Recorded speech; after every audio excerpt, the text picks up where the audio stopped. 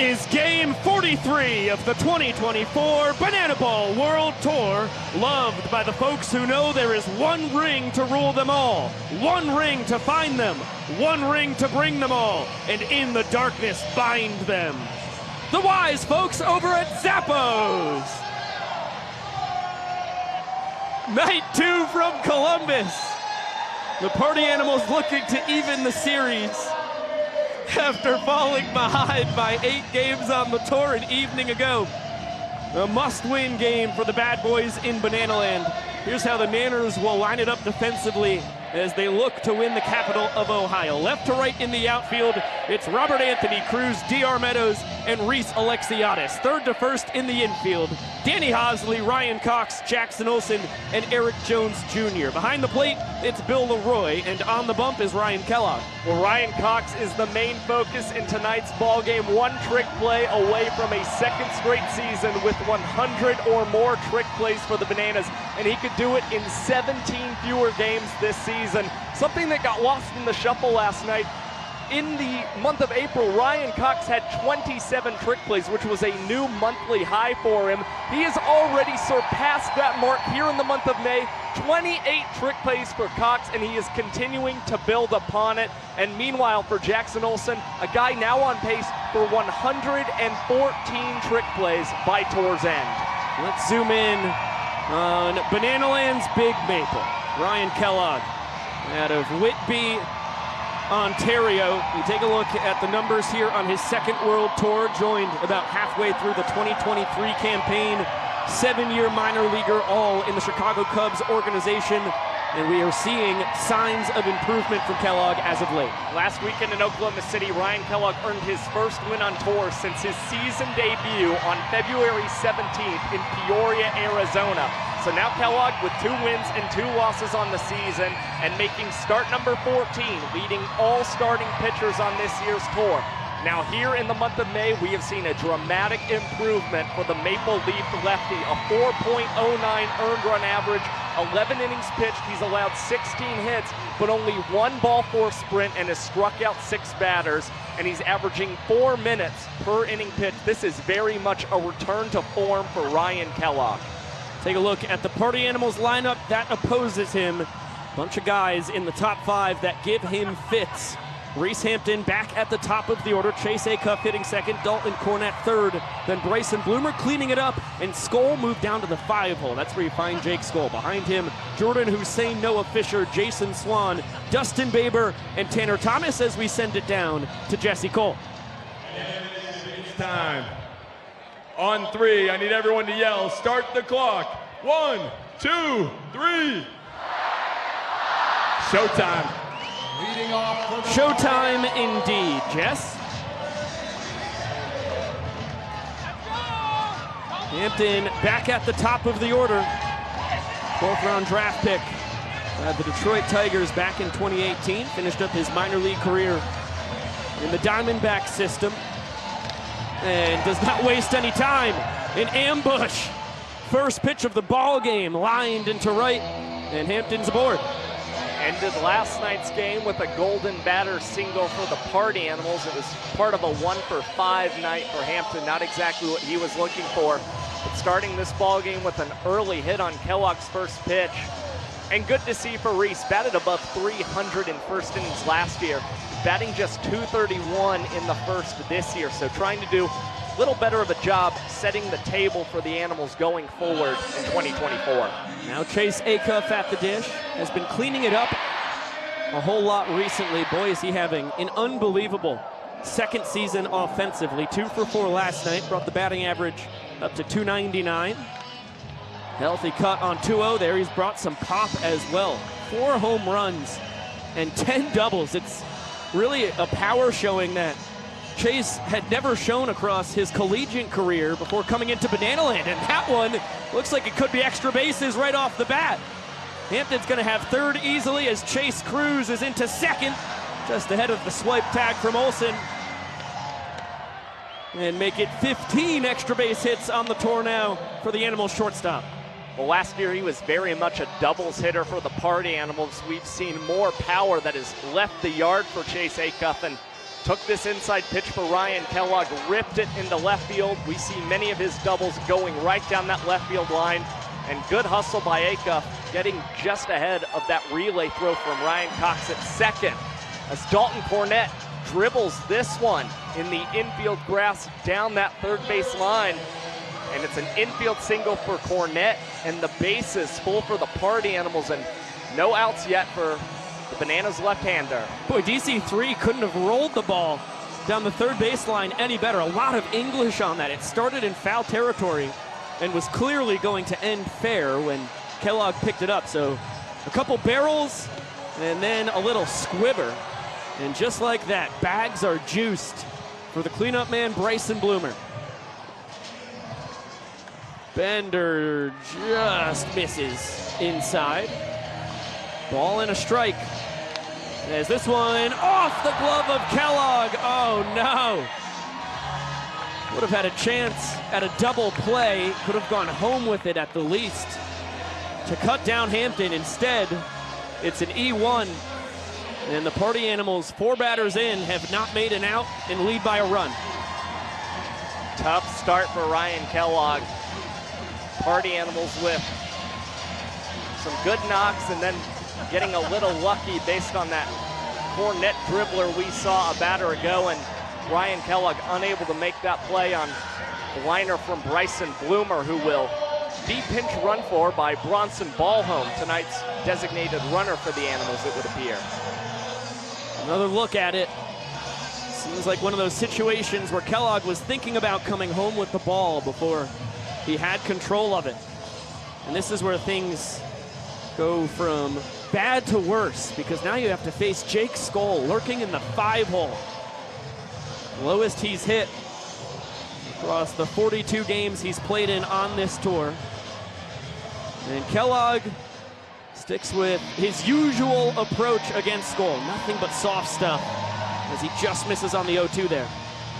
And he's still ahead in the count against Skoll, and that's exactly what I was going to suggest Kellogg go to. Bust out the bender and make Jake Skoll try and hit it. And out in front of that curveball. It's a big first out for Ryan Kellogg. No better way to get it than via the punch out. Kellogg's got a lot of off speed in the arsenal. Slider, changeup, and curveball. That was the slider right there as this one scorched up the middle. Jordan Hussein comes through. Cornett will stop at third as Acuff scores in front of him. And everybody advances a bag. And Jordan Hussein, in his first plate appearance of the series here, gets himself a steak. RBI number 6 on his rookie campaign in Banana Land. Now the baton pass to a fellow Party Animals rookie, Noah Fisher. Porched one a night ago for his second home run on the tour. And sitting pretty here, ahead 2 balls, no strikes. We've continued to see Jordan Hussein draw starts with Ryan Kellogg on the mound. This one skied into right center field. Reese Alexiadis will come down with the catch and not to throw home. That one going to the cutoff man, Ryan Cox. It's a sac fly for Noah Fisher. And a touchback on Jordan Hussein. Very strong numbers against Ryan Kellogg, now batting .500 against the left-hander. 3 runs across, and Kellogg not out of trouble yet. Runners on the corners. Ballholm over at third, Hussein at first. Both guys have great speed. Jason Swan takes a healthy hack and fouls that out of Huntington Park, uncatchable by the fans. Swan with a big 2-run double last night, part of a 1-for-4 evening. There goes Hussein for second, bounce to Cox. Between the legs, kiss of the banana ball, and right to the chest of EJ across the diamond.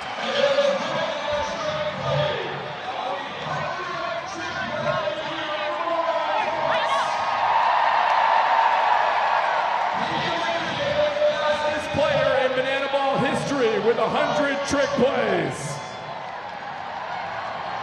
He's still the only player in Banana Ball history to reach 100 trick plays on a tour. Finished with 144 a year ago. Much faster to triple digits, though, here in his third campaign in Banana Land. A special trick play for Ryan Cox, and he's able to get to 100 trick plays twice before any other Banana Ball player has done it once. He is just a different animal when it comes to his defensive skills out on the diamond. Let's take a look at the Party Animals' defensive alignment, see if their defensive skills can earn them a point early on. They've got a 3-run cushion. And in the outfield, left to right, it's Noah Fisher, Reese Hampton, and Tanner Thomas. Third to first in the infield, you see Jordan Hussein, Chase Acuff, Dustin Baber, and Jason Swan. Behind the dish is Dalton Cornett, and the man on the mound is Garrett Delano. Now in last night's trick play competition, the Party Animals were only able to grab 6 trick plays against the Bananas, but they only had 15 outs to play with because the Bananas were able to get 3 walk-offs against the Party Animals without recording a single out in those innings. Dustin Baber still has a trick play streak going and is up to 60 on this year's World Tour, well on pace to 100 for the first time in his banana ball career. And it's Chase Acuff also chasing that mark as well, as we see Jordan Hussein gets the start at third base in place of Bryson Bloomer, who will be the extra hitter. Let's get a closer look at Garrett Delano, the kid out of Callahan, Florida. Has been a top 3 pitcher on this 2024 tour. There is no denying it. His 3rd campaign as a Party Animal, known for the shorts and the cowboy hat. A legendary villain, and he's been great on the bump. Garrett Delano with a 2-4 record on this year's World Tour, but he's got 3 straight appearances with a loss, and the Mace stats have not been too kind to him.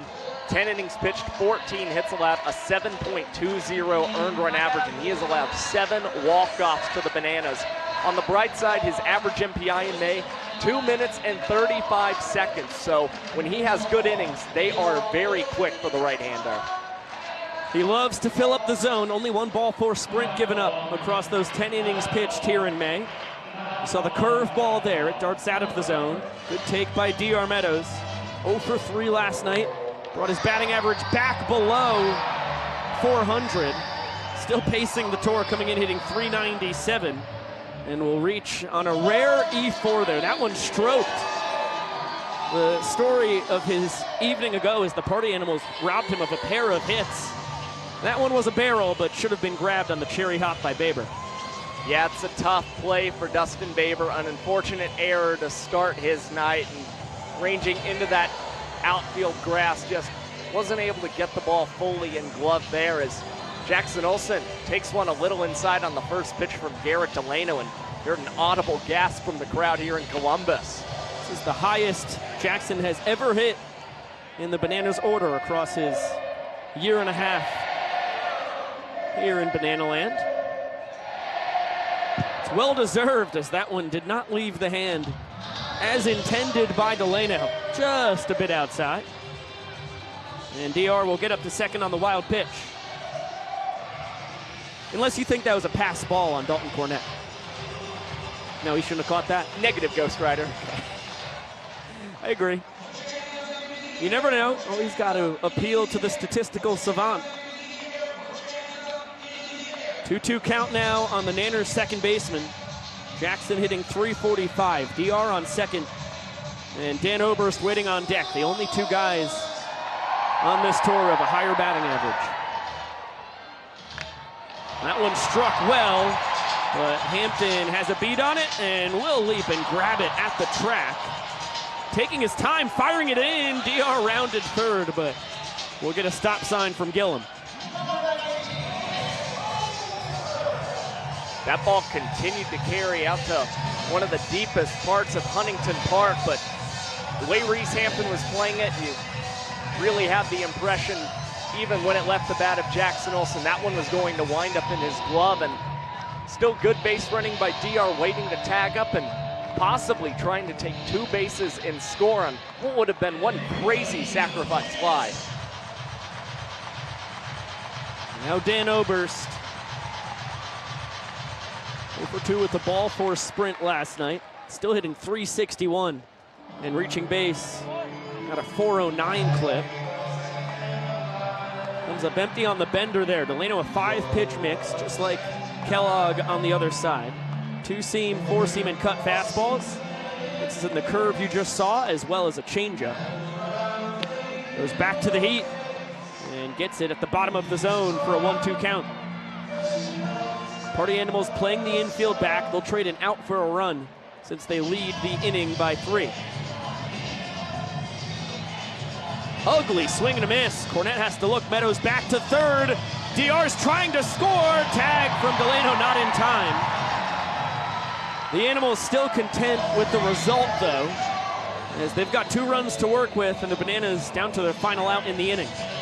Impressive base running by DR Meadows. He had a great lead over there at third base, was not being checked on by Garrett Delano, which you typically don't see, and as soon as that ball left the hand of Dalton Cornette, DR Meadows decided it would be best to use his elite speed and test the Party Animals defense, and pays off for the Bananas, who now trail by 2 runs in this first inning with the tour leader in homers, Eric Jones Jr. at bat. EJ thinks about stealing first base. I think he could have had it, which is interesting because you can do the math. Robert Anthony Cruz in the on-deck circle represents the inning-tying run. Eric Jones Jr. just has to get aboard. Good opportunity there, but he's trying to do damage, as evidenced by the monster swing and a miss. We saw 2 hard-hit balls off the bat of Eric Jones Jr. last night. One that left Huntington Park and one that ricocheted off that right field Pedialyte porch, but just a better throw by Tanner Thomas. He was able to gun down Eric Jones Jr. before he could get in safely at second. 1-2. And deuces are now wild in the bottom of the first inning. Garrett Delano trying to put the Party Animals on top in the all-important points department. He will. Second strikeout of the frame gives up an unearned run. And the Animals are up by a point 1 inning in. Good early signs for Garrett Delano on the mound for the Party Animals. When he's got his strikeout stuff, he's usually in for a dominant night on the mound. 2 punch-outs, and again, the Party Animals with the early lead here in Columbus on night 2. Let's check in with the man at the middle of the action, rocking the toque. Mr. Ryan Kellogg, how's your evening going, buddy? Not off to a hot start. We're trying to turn that page right here. Get the boys 0. Okay, well, we've got 9, 10, and 1. So good part of the order to turn the outing around here. Had you ever gotten a goof around in Columbus, Ohio before this adventure here this weekend? I have not. I was in AAA with the Iowa Cubs in 2021. We had a 2-week road trip going to Toledo, Ohio, and then here. And I got sent down, unfortunately, the day or 2 before we were coming here. So I heard good things about it. Guys raved about it, but did not get to experience it firsthand. Well, I'm sure you had that marked on your calendar a while ahead of time, the big Ohio road trip. Yeah, we were all looking forward to that for a long time. All right, well, it's going to be Baber, Thomas, and Hampton in the second inning. The beautiful thing about Banana Ball is you guys are only down by a point. I love that. And we'd love to kind of have you talk us through your process here as you stare down Derek Ginger. All right. I know he is happy on the changeup. He's also the strikeout batter, so we might have to throw a few more borderline pitches today. You're trying to make the fans happy. Yeah, I mean, who doesn't love a free donut? Still have not met somebody who's unhappy about such an occasion. Definitely not. Let's see what we can do here. Here's a good start. First pitch change. He loves that. Oh, he thought about it. Right back to it. Why not?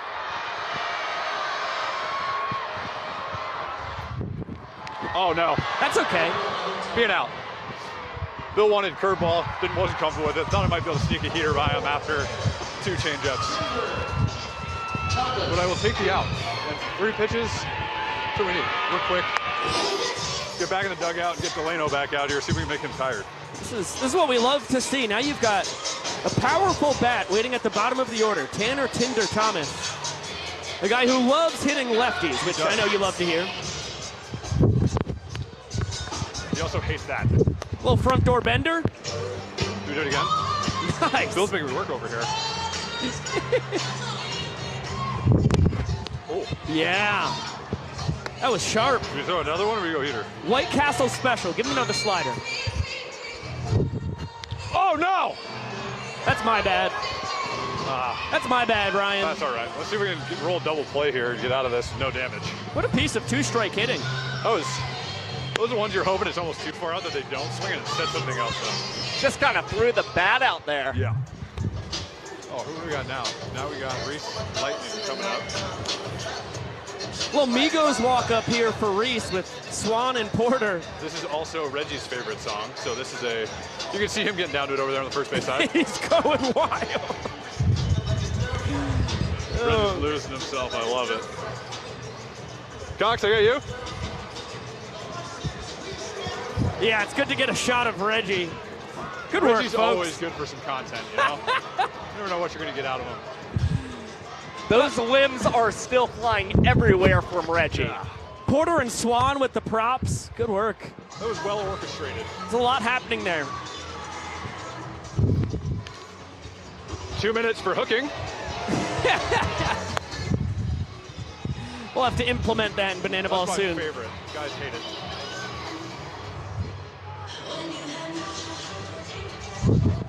Oh, 2 minutes hooking, get foul. Thank you. Wow. Dirty. That's just strike two. That's a strike two. Just a long strike. See, this is where it gets tricky. He's early on this changeup, my best pitch. You throw a curveball and just flip one in there. He hates the curveball. Go even slower. He hates it. He's told us that. Good.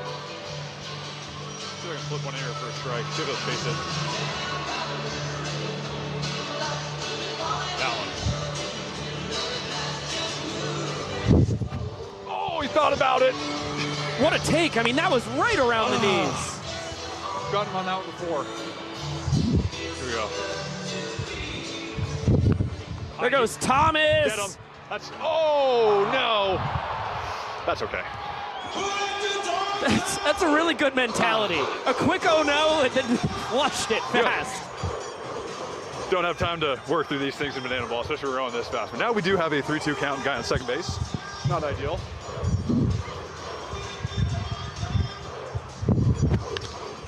Another foul ball. 3-2 changeup. He's all over it. Wait, he'd have 6 minutes in the box at this point.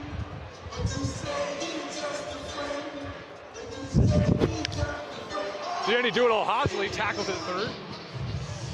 Got him on the, Try double plays in order. Well, sail there from Hosley. E5. Only his third error of the tour.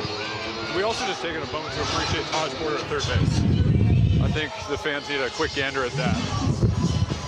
Yep, Kylie Sadamka, Griffin Ellis, everybody in the control room. If at your convenience, we can see what Taj is up to.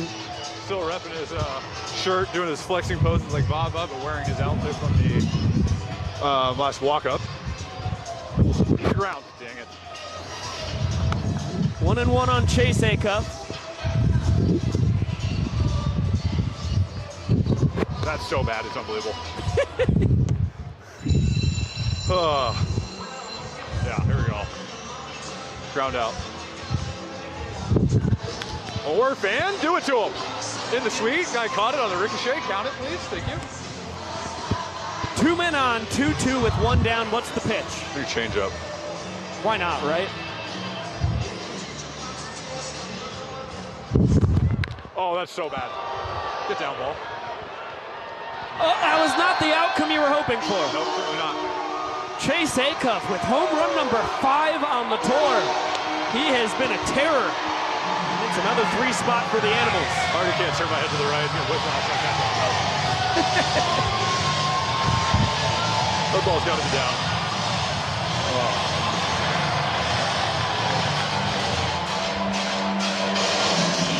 Now we got the guy who never strikes out. It's never been said that it's an easy task navigating this Party Animals lineup. No, especially now when you face him every week. You got to be very happy that it's the Firefighters on the docket next weekend. Yeah, very excited to see some of those guys and see some of our other friends back out there competing. Oh, slider, pop it up, please, can't pitch. Chance here for the fans. Oh, Hosley! No! Danny Hosley! Way to do it all, you're nasty. Diving into the net, that was an unbelievable catch. Fournette can't believe it. I thought that was headed for the stands, honestly. Hang on there just long enough. Oh my God. That was an insane snag. And just like that, behind the back with the bounce. I needed Bloomer to do that. 101 trick plays on the tour. This guy's unbelievable. And Ryan Kellogg, thanks so much for joining us on the mic, man. Thank you for having me. I appreciate it. There goes Banana Land's Big Maple. I was trying to get it on that wire. As we get it down to Sam Bauman with our glove magician. Glove magician himself. Ryan, triple digits, nothing new for you at this point in your career, but doing it at this pace, now setting yourself midway to the point to get to 200. How's it feel to knock that out in first inning? It's pretty special. It just goes to a testament to what we're doing as a ball club and an organization. We pushed the record last night. We're going to get 500 tonight. The personal accomplishment is awesome. It was great last year, but to see these other guys pushing it at such a pace is just fantastic. And no question on 500 tonight, it sounded like. Yeah, never in doubt. We got 22 last night. I think we can manage 4. We're 2 away, and I might do that myself. We'd love to see it, and we don't doubt that Ryan Cox will do it. The glove magician, he's at 101 now, by the way. Yeah, 101. Play 101. Guys, back to you. Thank you very much, Sam. Thanks so much, Coxie. It's great to hear from the greatest mind in Banana Land when it comes to trick plays. I mean, obviously, there's a healthy amount of skill involved and the hundreds and hundreds of hours of practice Cox has put in, but it takes such a smart and creative mind to be able to figure all these out at a pace that no one's even close to. The more games he plays in his banana ball career, the more he just ups the ante while he's down there on the diamond.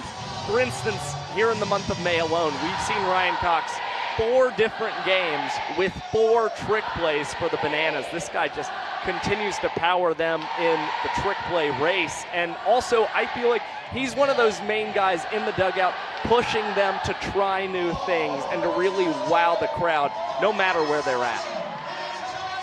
Another tough task for the Nanners offense. Back-to-back innings where the deficit is set at 3. 5, 6, and 7. Robert Anthony Cruz, Bill Leroy, and Michael Deeb due to swing it.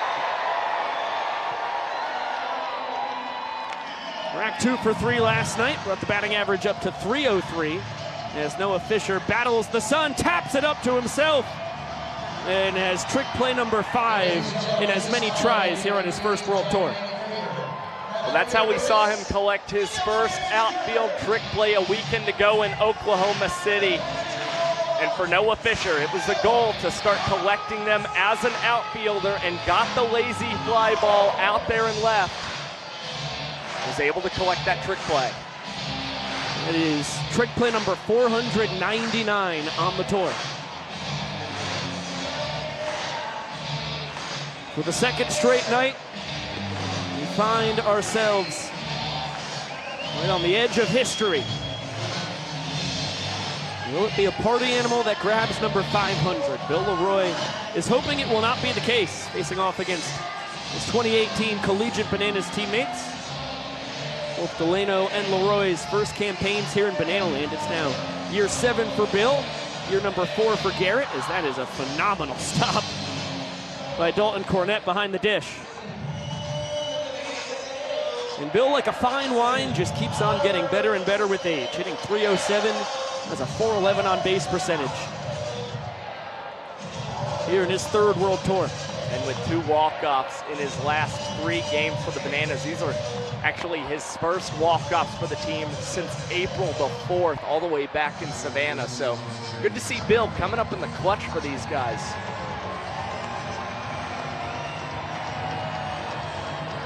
Another good take. And he's turned 0-2 to 3-2. Hoping to start a 3-run rally here in the bottom of the 2nd. That's a good way to kick it off. The Bananas in the business of base runners. Leroy, no reason to get crazy. When ball 4 is fired in banana ball, remember all 7 fielders behind the pitcher and catcher have to touch it before it is live. And the party animals with pristine ball 4 sprint defense there. Leroy No reason to try and grab an extra 90 feet, so he stays put at first. And Michael Deeb coming up to the dish. Little return of the Mac, with Reggie getting after it in the background. Now it looks like all of Deeb's teammates are going to try and get some timing down for Garrett Delano. It's not a bad idea. Most of them with bats. Ethan Scujay rocking a tee. It's a unique instrument for such an exercise.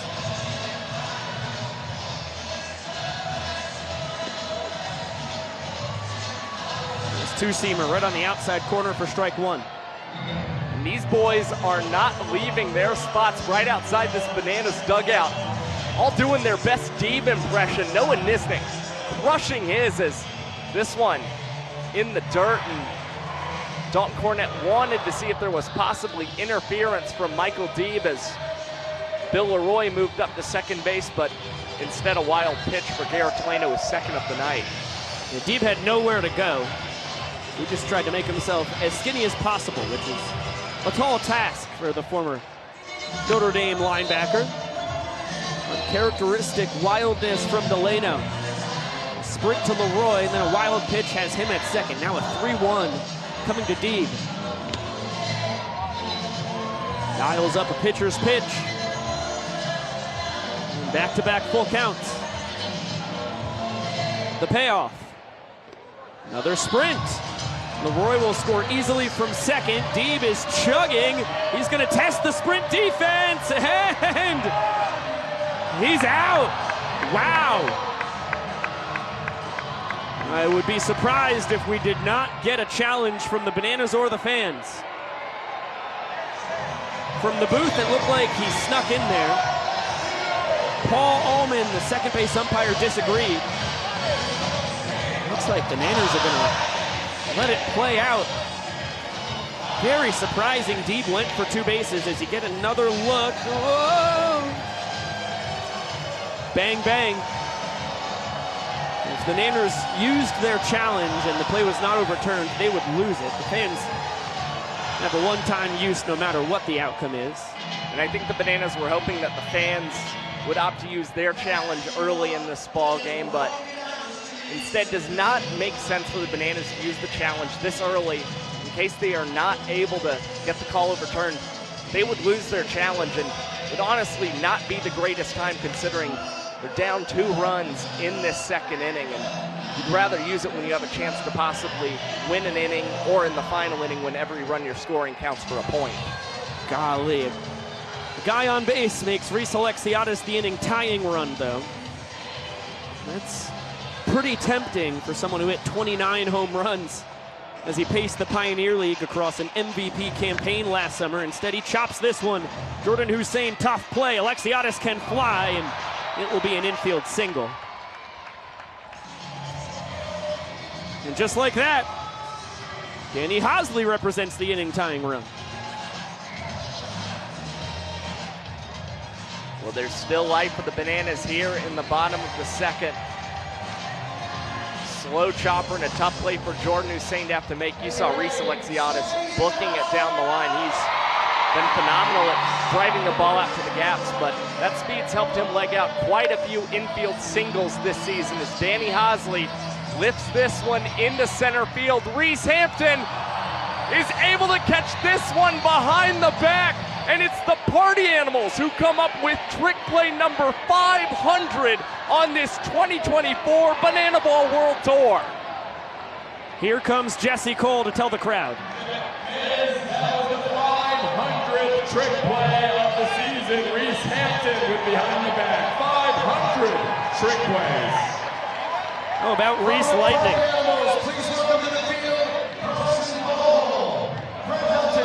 That is his 17th of the 500 between both squads. Let's get it down to the field for Maceo Harrison and the boys. Both teams teaming up for tonight's player dance.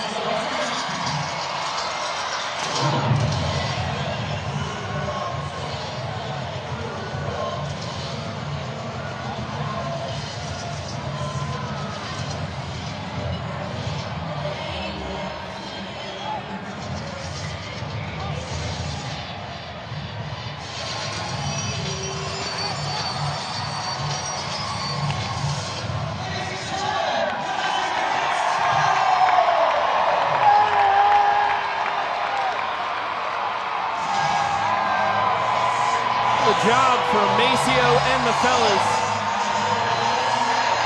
A brilliant dance battle to bring us to our third inning of action. The Party Animals up 2 points to nothing.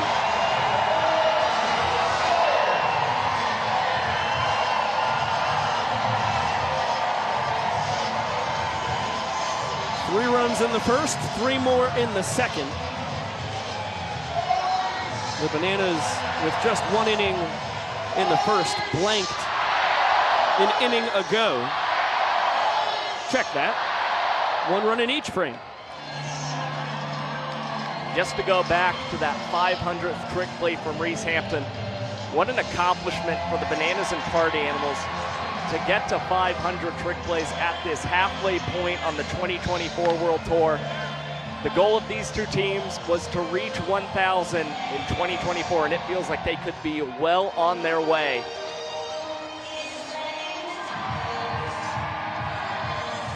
I would not bet against it. This is game 43. There will be 96 Banana Ball games played between the Bananas, Party Animals, Firefighters, and Visitors as that ball ripped off the right field wall. And Skull will cruise into second with a stand-up double, running at about 70 to 75% as he recovers from the strained hamstring in Oklahoma City a weekend ago. Certainly has not harmed his pop. That's his tour-leading 25th extra base hit. And now has the outright lead in doubles on the 2024 World Tour with 16. Boy, just the launch angle on that, the time it's spent in the air, Reese Alexiadis waiting for that one to come down is what helps Skull additionally leg out that 2-bagger. Now with an 0-1 count on Jordan Hussein. Ryan Kellogg bringing in Olson, Cox, and Meadows for a choreographed boogie. And that one destroyed. Way back to left, Rack turning, looking off the wall. Skull will score from second. Hussein takes his place. And the Party Animals have pushed at least 1 run across in every inning. Jordan all the way to third on the overthrow of Leroy on the relay there from Cox. Boy, it's been a barrel party early on here for the boys in black and pink.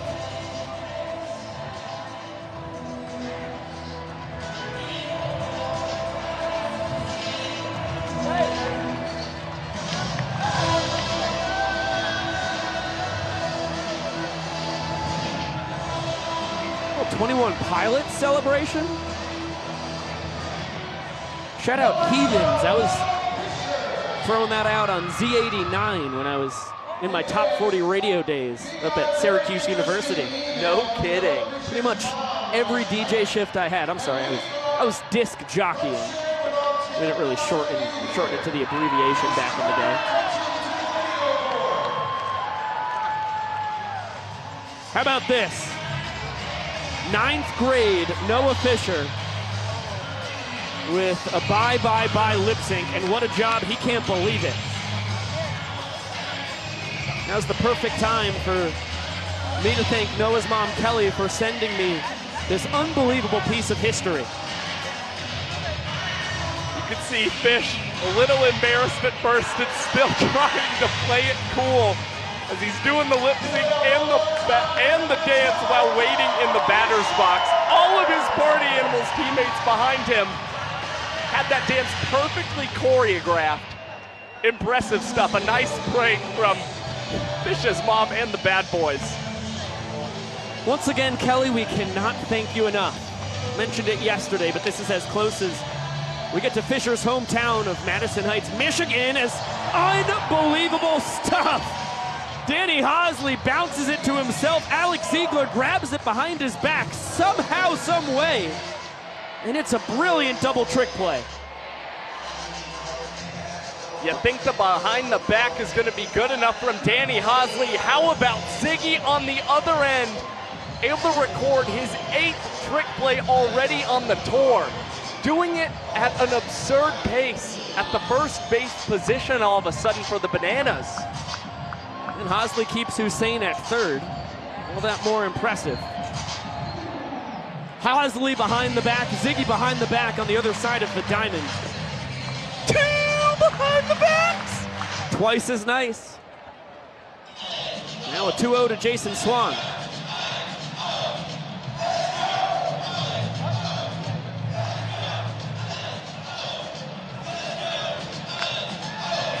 That one in on the hands. And Rack will track it down. Hussein tags and scores from third easily. 2 runs now for the Animals in the third. 8 runs in this ball game already that they lead 2 points to nothing. An offensive output that the Bananas were certainly not expecting heading into this ball game, considering how well Ryan Kellogg had pitched. And for Jason Swan, the guy continues to be a RBI machine for the Party Animals. 11 runs batted in the month of May, pacing all players on tour this month. That was his 30th on the year. He joins Dalton Cornett, Reese Hampton, and Jake Skoll in the 30 RBI club. Kellogg uncharacteristically falling behind again. Second straight hitter, he's behind 2-0, now 2-1 after the foul ball. This is a precision pitcher. Averages high 80s, low 90s with the fastball. And has that terrific changeup. Here's trick play number 3 on the night for Ryan Cox. Oh my goodness, Alex Ziegler with his second trick play of the inning. And a duo of double trick play doozies here in the top of the third.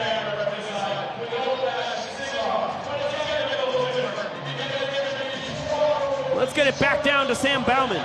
Yeah, Biko, Josh, as is in Banana Bowl, we are moving fast. We were just at 500, now we're at 504. But the man who hit 500, Reese Hampton, no stranger to trick plays out there in the outfield. Any question in your mind you were trick playing that one? There's always a little bit of doubt in there that creeps in, especially when it's behind your back. But I've gotten pretty good at it and practiced it a lot. So confidence to do it is 100%. And just happy to make the 500. We're at 500. You guys have a big lead here. You feeling confident? 1,000's on the way, wins on the way tonight? We got balloons behind us. Yeah, we just got to keep putting numbers up. We got a couple crooked numbers on the board. We just got to keep running. And it seems to be raining here. Back to you, Biko. It's raining trick plays. Get out there. Thank you, Sam. Thank you, Reese. This is why it started raining down below. It's Raining Men, a brand new promotion. And how about these 2 contestants? Let's check in with Jesse Cole real quick. All right, Shark. All right, they're going nuts for Ricky. Professor, you did pretty good. Shark, who is the winner? Come on, Shark.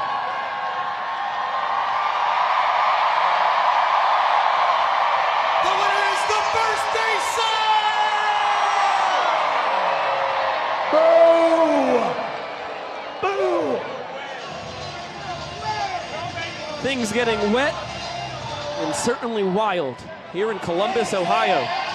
2.5 innings in the books. This thing has been all Party Animals. 3 runs in the first and the second, now 2 runs in the third. And the Bananas offense coming up once again behind the 8 ball. How about Chase Acuff? Oh my! Deep in the hole, he makes it look so easy and robs his counterpart of a base knock. Chase Acuff with a heck of a night, 2 extra base hits, and now robbing Ryan Cox of a hit of his own. A cross-body throw, and it felt like there was going to be no chance he was going to be able to get the Banana shortstop. But it is a phenomenal first out for Garrett Delano, very much backed by his defense here early in the third. Delano has given up a pair of runs, only 1 of them earned, but boy, he's gotten more run support tonight than like 99% of his starts across his 2+ years here in Banana Land. This is campaign number 3. Deer Meadows reached on an error back in the first. Scored that unearned run against Delano.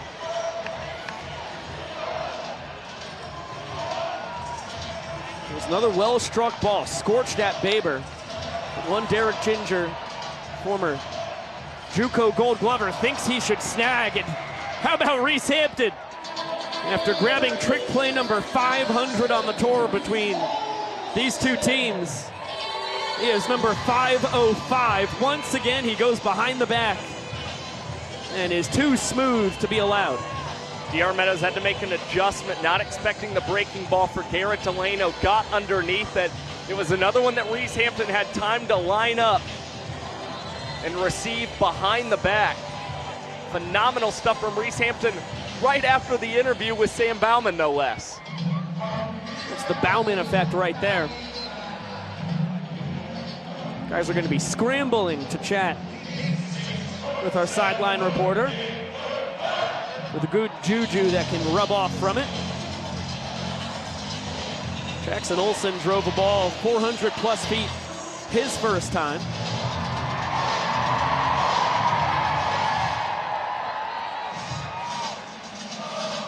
Unfortunately, it was just a long flyout, and he's a victim of the gnarly Garrett Delano changeup here. Strikeout number 3 for Big D. And 3 points, 3 innings in for the Animals tonight.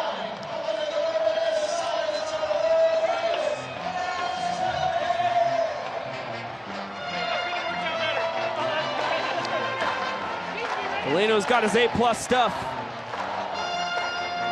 as the Banana Band blasts away. Good time to remind everybody here watching on the Savannah Bananas YouTube page that we'll be right here on the tube once again tomorrow, 1 p.m. will be first pitch. We'll kick the pregame show off around 12:30. If the Party Animals can maintain their lead here this evening, it'll be a rubber match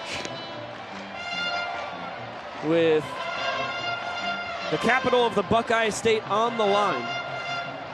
And after 3 rough innings for Ryan Kellogg tonight, touched up for 7 runs, 6 of them earned, he gives way to Cowboy Kyle Lewis.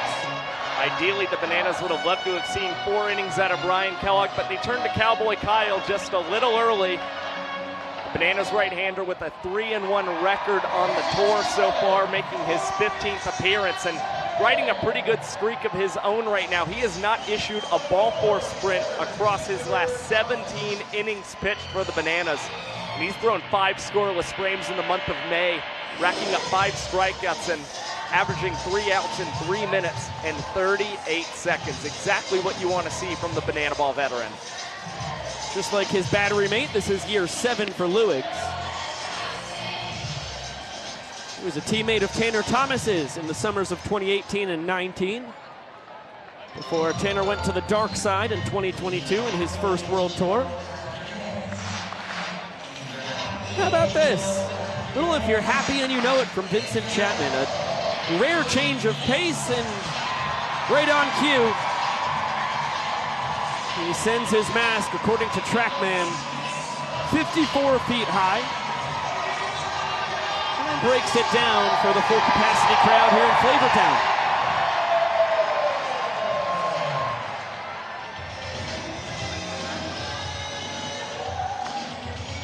That guy's a cartoon character. Quite the ovation for Vincent Chapman, and immediately after the dance was already running over to talk to fans who probably giving him some words of encouragement, just loving what they saw behind the dish. That's what I would wager. Tanner flicked a base knock into left center field, 0-2 count. I told Ryan Kellogg he should go for a 3rd straight slider. It did not work. But I'll tell you what does work. The fans catching a foul ball for an out. What a grab by that young chap. A sweet snag by the young fan, the 31st fan to catch a foul ball for an out, and the 101st all-time fan in the history of Banana Ball to record an out in a ball game. That's why you bring your glove to the Banana Ball game. To the top of the order we go. Reese Hampton. He's been on base twice. Scored a pair of runs, 1 for 2. Singled on the first pitch of the ball game, reached on an error in the second. switch hitting center fielder will turn around and hit from the left side for the first time tonight. And thanks to his early hit in the first, Reese Hampton tied atop the hits leaderboard with D.R. Meadows, each of them with 52. Hampton will dunk this one right over the head of Ryan Cox in shallow center field. And now it's Reese Lightning, the outright leader on the tour in hits. It did not feel good on the old fingies, but it feels great in the scorebook. Looks like a screamer there. Great speed aboard now for the Animals as Lewig slide steps and paints a fastball on the outside corner to his 2021 collegiate teammate in Bananaland, Chase Acuff. Nice tight slider there, quick 0-2 count. A guy who has doubled and homered, driven in 3 and scored twice. It's been a fun first third of this banana ball game for Acuff. Not fun here in the fourth. Cowboy Kyle's got his number, blows the heater by him.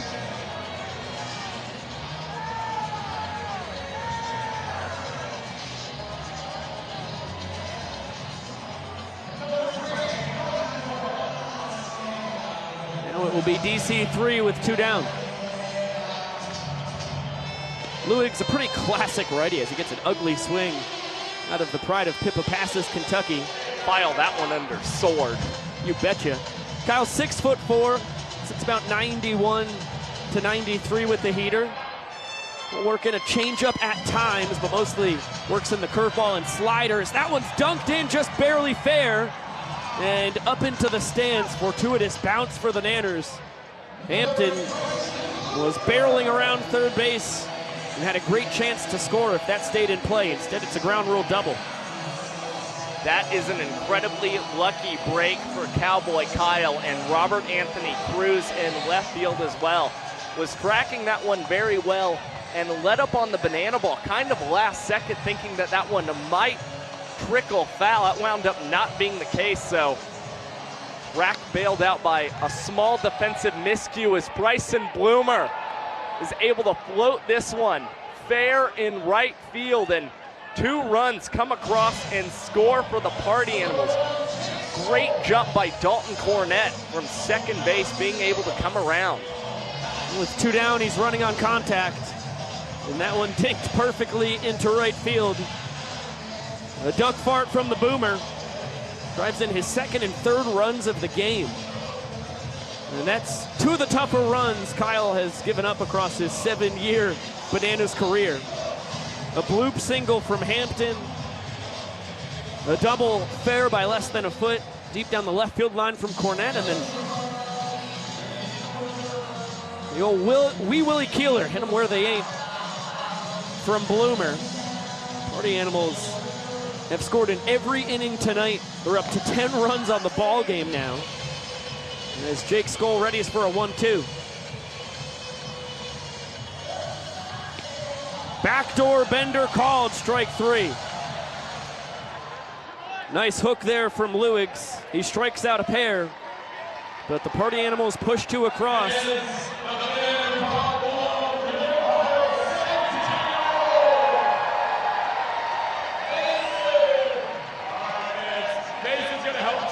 Big tradition here, but I got everyone to get on your feet. 10,000 here on your feet. We're gonna pick up the energy, get these bananas going, because it is time for a little hey baby. So let's get our hands up in the air. Here we go, Shark. Clap those hands. Here we go. Mason, you're gonna bring the energy for us. You caught a foul ball. Now we're gonna go. How about Mason? A local Ohioan, but rocking the Los Angeles Lakers shirt there. Must have followed LeBron from Cleveland out west. At least in spirit. And as far as fandom goes, you're shaking your head, Josh. Not a LeBron guy. Not a LeBron guy. He's one of the 2 best basketball players of all time. How are you not a LeBron guy? I don't want to. No, let's get into this. This is the perfect time. I don't want to get into it too much, but this actually dates back to something that really doesn't have to do that much with basketball. More to do with, some of the sponsorships LeBron has, been affiliated with over his years of playing professional basketball. Okay. And the fact that he decided to stop being the face and the spokesman of the holiday beverage Sprite Cranberry. That really rubbed you the wrong way. Immensely. I send him Instagram DMs every holiday season, and they are scathing. Oh no. And let's go Bananas! I check them every so often. You haven't gotten a response. No response. That's surprising. Surprise, surprise. Yeah. Classic LeBron. Can't answer in the big moments. Yeah! See what I did there? Wow. I did not have that on my docket here tonight. But I do check the DMs every now and then just to hopefully see that when I look, it will say a little "seen" right next to the message, but it's yet to happen. They've gone unopened, as far as you know. All right, well, stay locked in on that as Oberst peppers this one back up the middle. Just what the Nanners needed.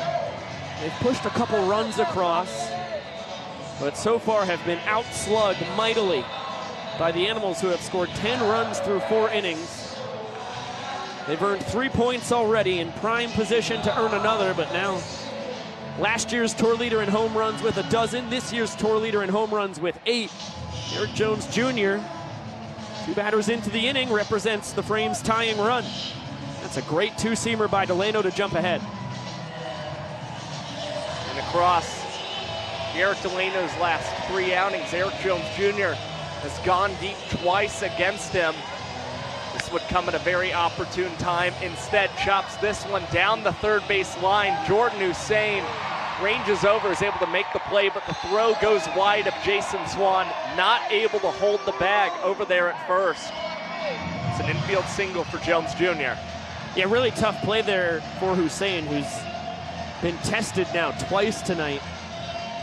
Earlier, it was Alexiadis who was able to beat out an infield single on a really tricky play. This time, it's EJ showing off the speed. Brandon Crosby, the designated runner, pinch runs for him. Double play chance here. Flip to Acuff, 360. Scoop from Swan, not in time. Bang, bang at first.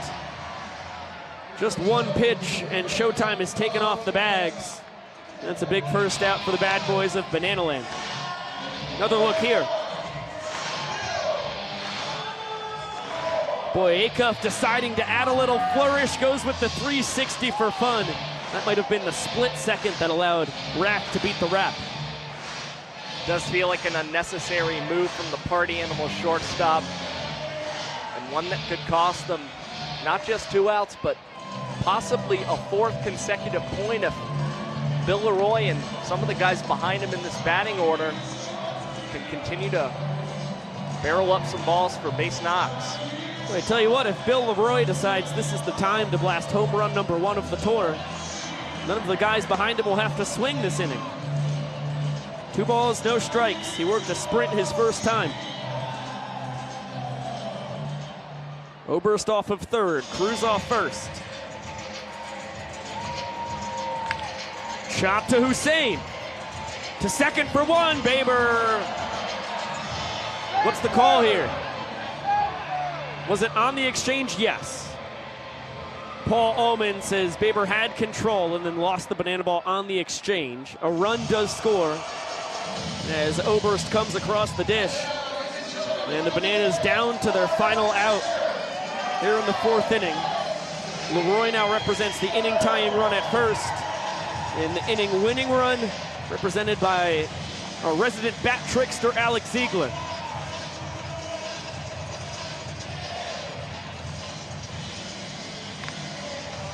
And that one up the middle, bounced from Acuff to Baber. Trick play number 58 on the year for Chase. And Delano is 4 for 4 on the night in opportunities at earning points. He's got the boys of Black and Pink up 4-0. Here's Jolie Chabala. There are over 400,000 children and teens in foster care without a permanent home. To raise awareness and bring families together, we created a nonprofit called Bananas Foster. an organization that's dedicated to celebrating those in the foster care community while educating and inspiring others to get involved. Tonight, we are celebrating the Durain family. This family has been licensed in Ohio for 10 years. They have recently started a support group for foster families so that they feel supported and never alone in their foster care journey. In total, they have welcomed over 50 children and teens into their home. Bands, please help us celebrate the Durain family for making a difference right here in OH.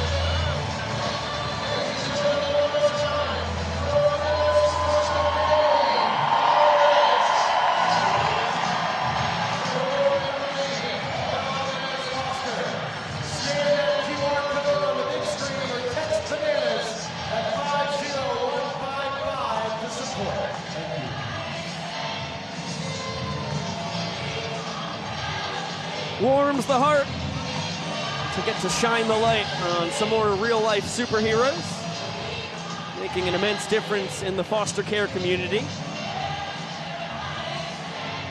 As we head to inning number 5, tonight it has been all party animals. Just in the nick of time, too. They come in 17 and 25, 8 games back of the Nanners, matching the highest deficit in a world tour of all time. Famously, they were down 8 games with 9 to play a year ago, and miraculously won 9 straight to steal the tour from the Nanners.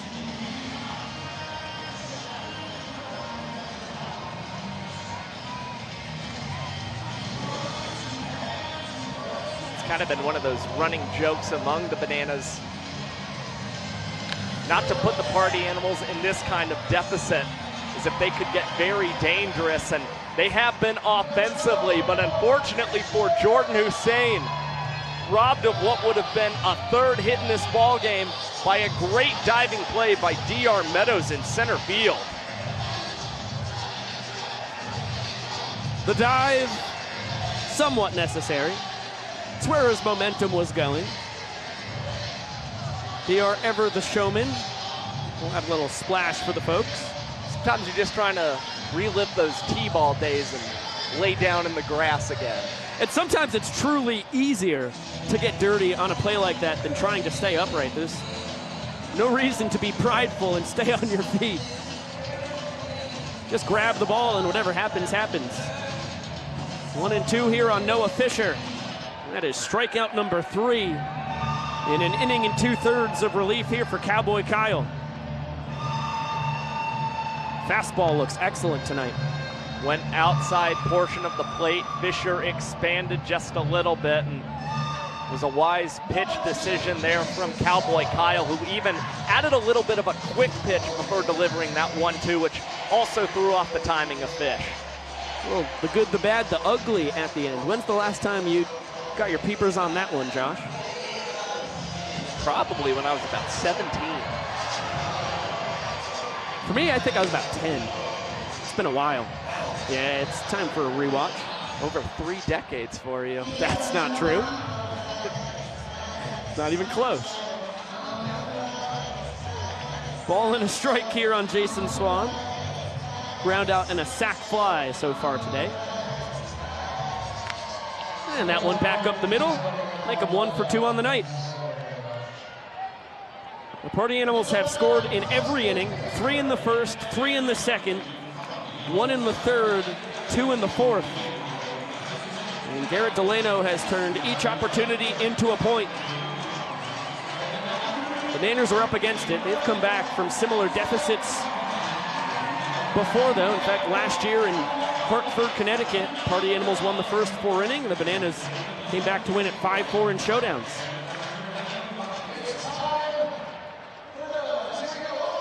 Already the third trip to the dish for the Animals' 9-hole man, Dustin Baber. A fly out and ground out so far. Unfortunately for the over 10,000 fans on hand, full capacity crowd here in the biggest small town in America. Looking for donuts, they once again will not get them. That one off the tip of the mitt for Hosley as Swan stays put, just advancing 90 feet, and Baber's got himself a base knock. Now with hits in each of his last 2 at-bats after chugging a beer, after collecting the double last night for the Party Animals. And a tough night defensively for Danny Hosley at third base. Couldn't quite get that one in the glove, and of course, had the error earlier in the ballgame as well. This one lifted, foul by Tanner Thomas, fouled out to a fan his last trip to the dish after a flared single his first time up.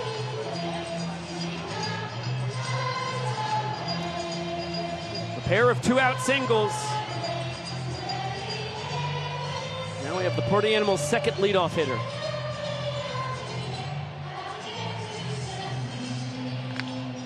And that one sprayed into left field. It's going to be a base knock. It will drive in Jason Swan. Baber trying to get to third. He will, as Thomas will follow him up to second. 3 straight 2-out singles. And the Party Animals have scored in every inning here tonight.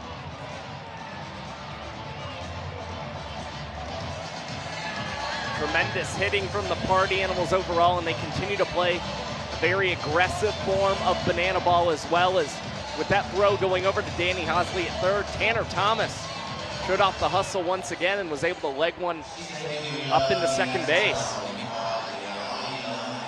It'll be a single for Tanner, advances to second on the throw that goes into third from Rack. 3 balls, no strikes on Reese Hampton. Ball 4 here will push 2 more runs in. Party Animals leader in home runs with 6 of them. Sitting dead red, he strokes it to right. Diving catch, Reese Alexiadis. Saves 2 runs from scoring. It has another sparkler defensively. It's another outfielder who dazzles with the glove. Excellent jump, moving over towards that right field line, and comes up with that full extension catch to bail Cowboy Kyle out of this 5th inning. Party Animals only able to score 1.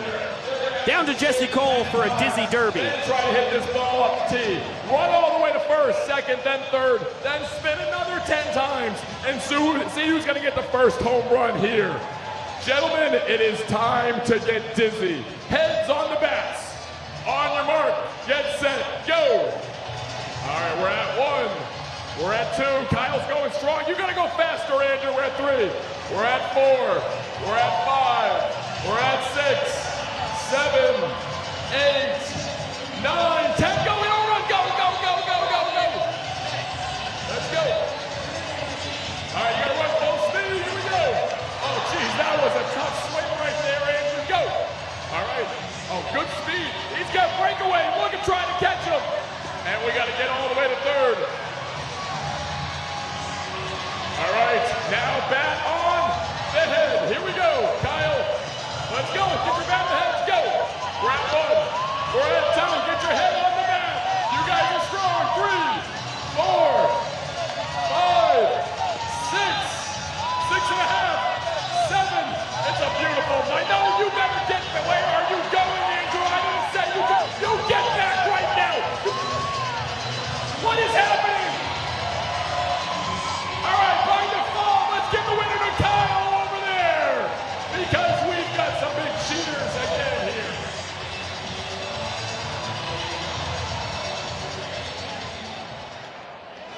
A heart-stopping dizzy derby. And then we're right back to the heart-stopping action of banana ball. This is the least amount of run support Garrett Delano has gotten all night. Just 1 measly run to work with in the 5th inning. And Chase Acuff sliding snag, no scoop over at first from Swan, as Reese Alexiadis gets his 2nd infield single of the ball game.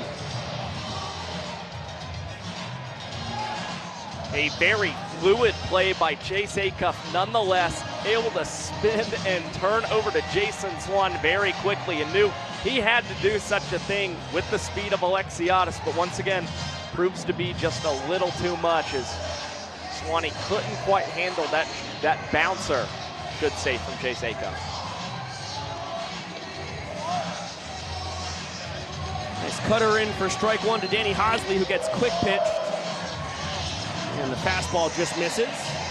Elena wondering where. Vincent demonstrative in his response.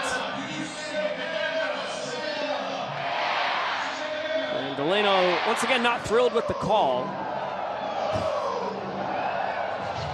Don't know what that was. Always fun mannerisms on the bump from Big D as Jordan Hussein will grab it in foul territory for the first out.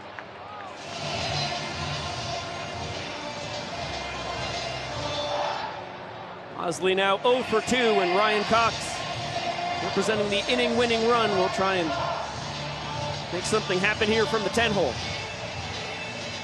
And we saw Coxie 2 for 2 last night with 2 opposite field knocks and a walk-off. Instead here, pulls the ball over to first base. Jason Swan able to go to second, and the flip back to Swanee covering the bag in time for the double play. And that is a quick inning for Garrett Delano, accomplished in 1 minute and 49 seconds. He makes the run hold up, converts his 5th opportunity to earn a point. As the Animals are up 5-0, 5 innings in.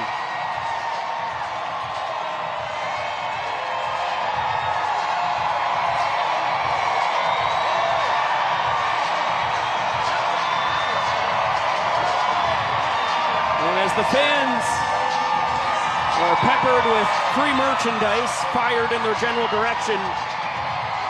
We welcome in Robert Anthony Cruz jogging out to left field. Rack, how you doing tonight, buddy? Oh, I'm doing great. How are y'all doing? We certainly cannot complain up here, my friend. No, it's the second straight full capacity crowd in Columbus, Ohio. These folks are pretty fired up for Banana Ball. As they should be. What's been your experience so far here in the Buckeye State? You know what? Dalton and I just did a little stadium review before the game, and this is ranking very high up there on stadiums. So far, the crowd's been awesome. They've been really getting into it. I love the feel of the stadium. Everyone feels nice and close. We got the cool city in the backdrop. I'm really loving it. How many stadium rankings and stadium reviews have you guys done on tour so far? So far, we've done 2, but likely plan on doing it from here on out. All right, it's going to be 2, 3, and 4 for the Party Animals here in the top of the 6th inning, as the Banana Band has made their way up to the balcony of one of the monster buildings out beyond right field. 1-1 count on Acuff. 2 for 3, a double, and a 3-run home run. Now, Rack, affectionately, out in the world where you have become unbelievably social media famous, you are Coach Rack, and now you're a professional Banana Ball player. We'd love if you could give us some teaching on your approach out in left field when it comes to being a Banana Ball outfielder. Absolutely. Well, I would say up to this point I've learned it's all about anticipation. You have to anticipate the ball and anticipate what trick play you'll make. So here you see Hosley coming in. No chance for a trick play there, but Ziegler does it. There's always a chance for Alex Ziegler. So I guarantee Alex Ziegler on that was premeditating that. Hey, if there's a ground ball to one of these infielders, I'm going to rip it behind the back catch if I get the chance. You got to anticipate. That's kind of the first thing that I've seen. We've seen you pull off a couple behind-the-back trick plays yourself out in left field. How difficult is that, not just on a fly ball, but on a laser beam across the diamond? On a liner, like a throw from an infielder like that is very difficult. I tried in just catch play sometimes. It's extremely difficult. I don't know how he does it on such a regular basis. Now, Rack, do you have different trick plays that you utilize based on whether a ball is coming to your left versus your right side? Yes, that's a great question. Yes, any ball ranging to my left, I feel very comfortable going between the legs like that with the right leg up. I don't even know if I've done that in the game yet, but in practice, that's felt most comfortable. The ball that's slightly ranging to my right, that's where obviously a little behind the back catch feels the best. Those are kind of the two go-tos. And then obviously if I get a ball that hangs up in the air or even maybe a liner, that's where I'm thinking backflip catch all the way. Rack flip. Rack flip, that's right. Trademark. Payoff pitch, trademark. Laser beam, leaping grab, Reese Alexiadis. And a couple quick outs here for Lewis. We saw Reese pull off the pop and fall asleep trick play last night on a similarly scolded ball. How amazed were you when you saw that? Because I thought when it comes to trick play ability, that ball had just about 0%. Yeah, no, that's the thing. When adrenaline takes over, it's a lot easier to just send it. Obviously, that's still gonna happen on occasion. Yeah, that was another incredibly high level of degree of difficulty there for DR. On a frozen rope to him, he tried to climb the ladder and go behind the back midair.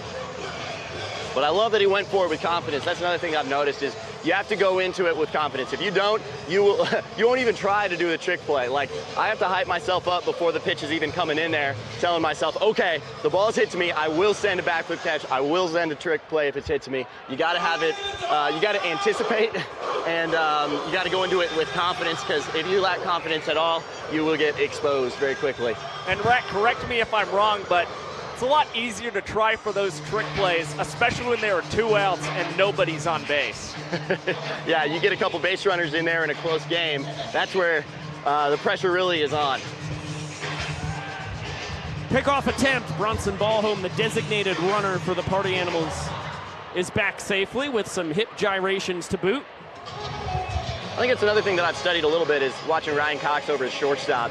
Something I've seen him do a really good job of is having banana ball feel, where if there's a, nobody on, nobody out, ground ball hit to him, he'll rip a little behind the back, bounce pass through the legs, something crazy, something very difficult.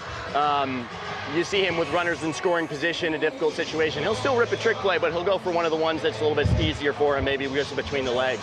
So having banana ball feel is a big one, and oh my gosh, that's crushed. Jake Skoll sends a missile out to right. Home run number 5 on the tour for number 1 on the Party Animals. And it's a 2 spot with 2 outs here in the 6th.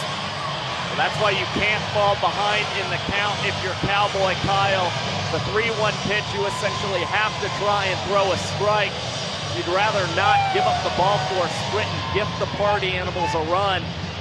Instead, left that one just over the heart of the plate, and it was one that Jake Skoll did not miss. And fun fact, Adam Byron did say Jake Skoll was in for a pretty big game tonight, now with a double and a 2-run homer. And it was Meyer who actually this morning was working with Jake Skoll on the field, making a couple minor swing adjustments. Aiding the enemy. How do you feel about that, Rack? Betrayal is the word that comes to mind. Yeah, I think Cowboy Kyle agrees. The good news for Kyle, that's a pair of unearned runs, because with 2 outs, the trick play missed is what extended the inning. But these pesky Party Animals have pushed at least a run across in all 6 innings now tonight. As Jordan Hussein pops it behind the dish, Leroy will end the inning, and the damage limited to just 2 runs. Robert Anthony Cruz, we cannot thank you enough for your insight. It is an honor to get to hear one of the masters of Banana Land spill his secrets. Thanks, guys. Always a pleasure. Thank you, Rack. Good luck the rest of the way, buddy. Appreciate it, brother.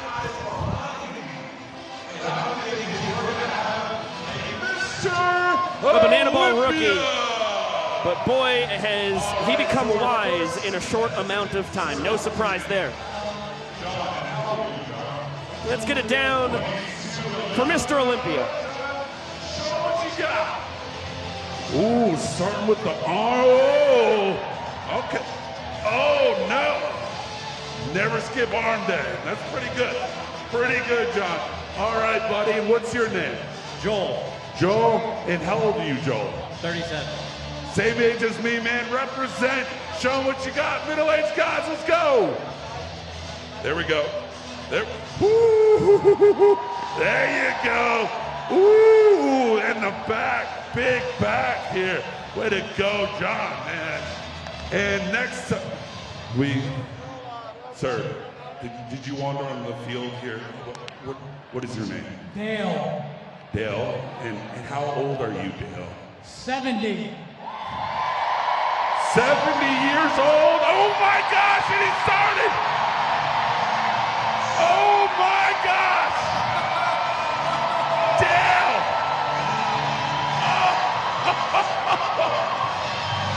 Oh my gosh. You should just take my job. I don't know what I'm doing. All right, guys, we need you to scream your loudest for Mr. Olympia here, and we're gonna give it up. How about John? I don't think you can follow that. All right, and how about our boy Joel here? All right, man, representing 37 years old. And how about 70 years young Dale? Give it up for 70 years, Dale, Mr. Olympia. You don't want to run into Dale in a dark alley. Being for a world of hurt. Dalton Ponce takes over for Garrett Delano as we've entered the bottom of the 6th inning. Tonight, it's been all party animals. After winning the first 5 frames, they put up a 2 spot in the top of the 6th. And Ponce with a couple runs to work with against the top of the order for the Nanners here. Doesn't matter that Garrett Delano is out of the ball game. Party Animals still backing their pitchers on the mound as DR Meadows chops this one over to third. Jordan Hussein goes between the legs and is able to collect the 5th trick play of the night for the Party Animals. Now 12 in tonight's game between both of these teams. It's a nice start for Dalton Ponce, who enters with a 142 ERA plus, indicating he's been 42% better than the tour average pitcher. He's averaging just 3 minutes and 10 seconds to record 3 outs here in the month of May. Just continuing to speed up his pace on the mound for the Party Animals this year. And pauses the action for a little choreographed boogie. Faber, Acuff, and Hampton joining in on the fun behind him.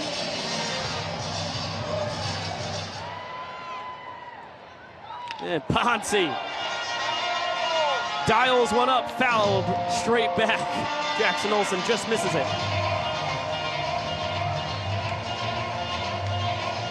Fly out and strikeout on the night so far for the kid out of New Milford, Connecticut. Staring down the pride of Fontana, California on the bump.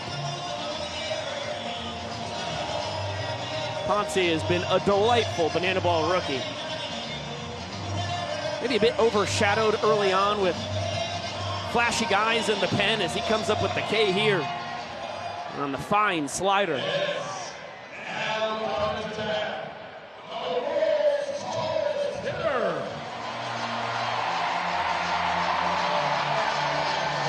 Please welcome Dakota Stilts All-Britain. Now Stilts will pinch hit for Dan Oberst, as the Nanners need a base runner before they can think about possibly tying this 6th inning.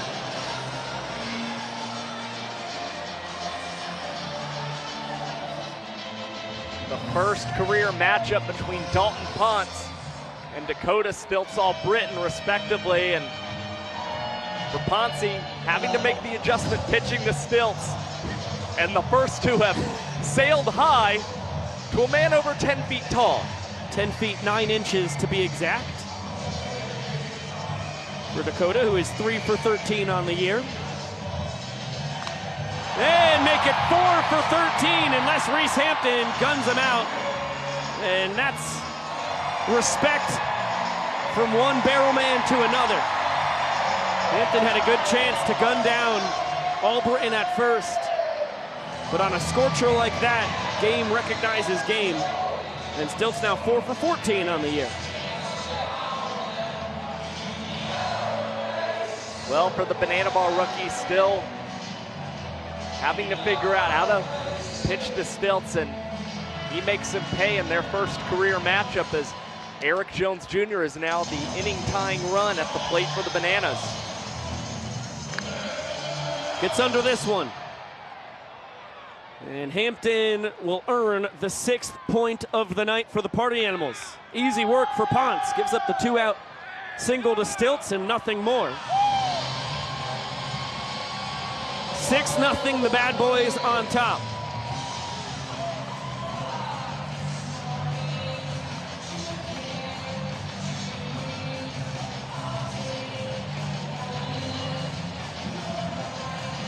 Well, I mentioned earlier, before I was rudely interrupted by Jesse Cole, that Ponce may have been overshadowed a little earlier on because you had the likes of Ryan Rodriguez, Sexy Mexi, who was a huge personality coming in. Then you had Garrett DeClue backflipping and bringing his old-timey tunes antics. And quietly, Ponce, with his bright smile, has been really impressive.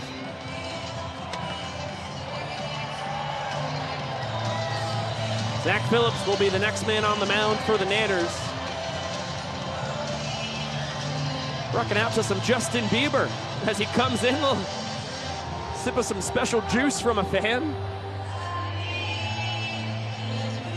I know this is one of your favorite songs, Josh. Beauty and the Beat. Always been a JB man myself. A believer, as the kids say. Yeah, could never quite get the haircut like him, but, you know, there's still somewhat of a side part to me. In a situation with you and Zach Phillips, who is beauty, who is the beat? That's tough, man. Zach Phillips has me beat both categories.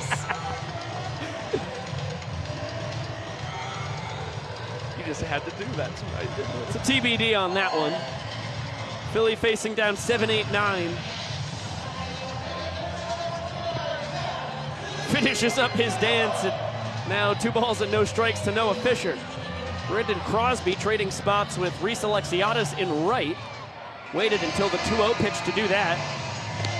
And Phillips, who normally pounds the zone, gets back to his usual ways. And then abandons them. That's the first ball for Sprint earned tonight by the Party Animals, who, although they have not been earning sprints, have not been hampered offensively because of it. Not at all. 13 runs for the Party Animals through 6 innings on 14 hits.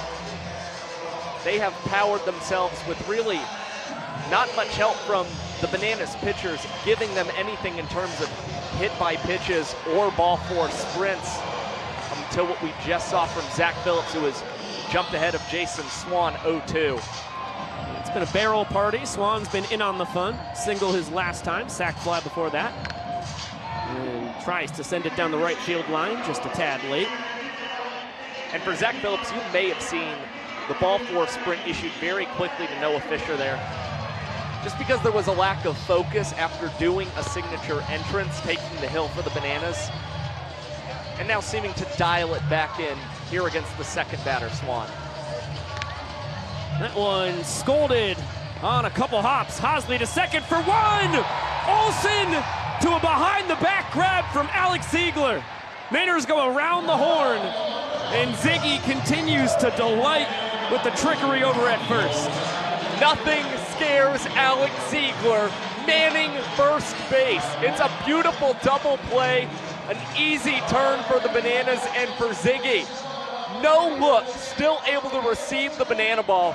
And he was telling us last night when mic'd up, he's been practicing these plays since he was a child in his backyard. That ball blasted out to deep left. Cruz will grab it on the warning track. Nice drive there from Baber. Falls a few feet short of home run number 3 on the year. And thanks to the twin killing, the former Kansas City Royals minor leaguer faces the minimum. And Phillips puts up the first 0 for Bananas pitching tonight. The 7th inning, the first frame the Party Animals fail to score in. And there is, albeit a tiny bit, there is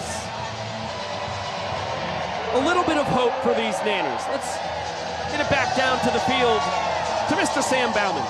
Yeah, Biko, Josh, I've moved on up into the stands because I heard an amazing story about two amazing fans right here next to me. We've got Michaela and Melina. Michaela, talk to me a little bit about how you started your day today, where you came from and what time you left. So we're from Pittsburgh, Pennsylvania, and we woke up around 4 a.m. because we heard that the Bananas and the Party Animals were going to be at Dunkin' Donuts.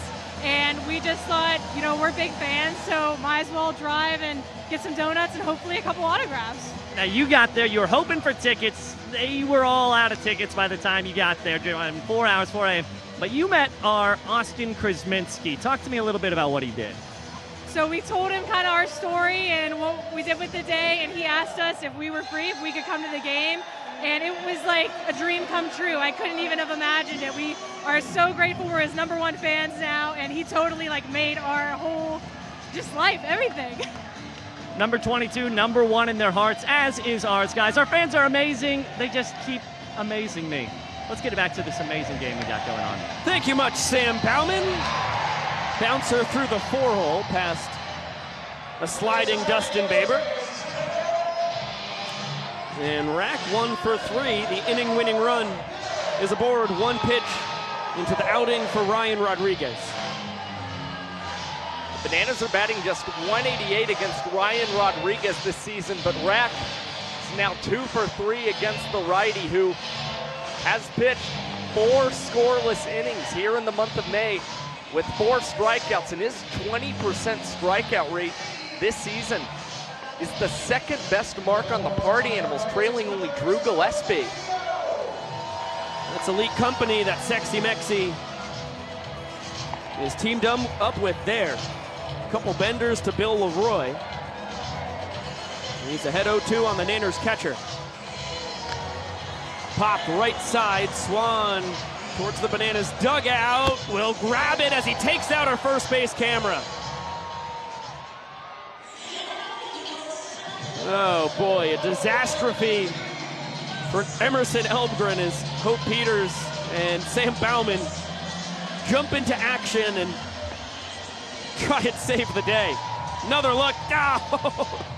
Good job by Swanee there, a former high school football player who hangs on despite the contact.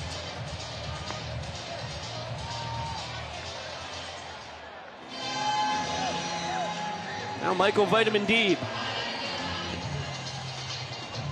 Ball and a strike. Rodriguez primarily cutter, slider, 12-6 curveball. 3-pitch mix.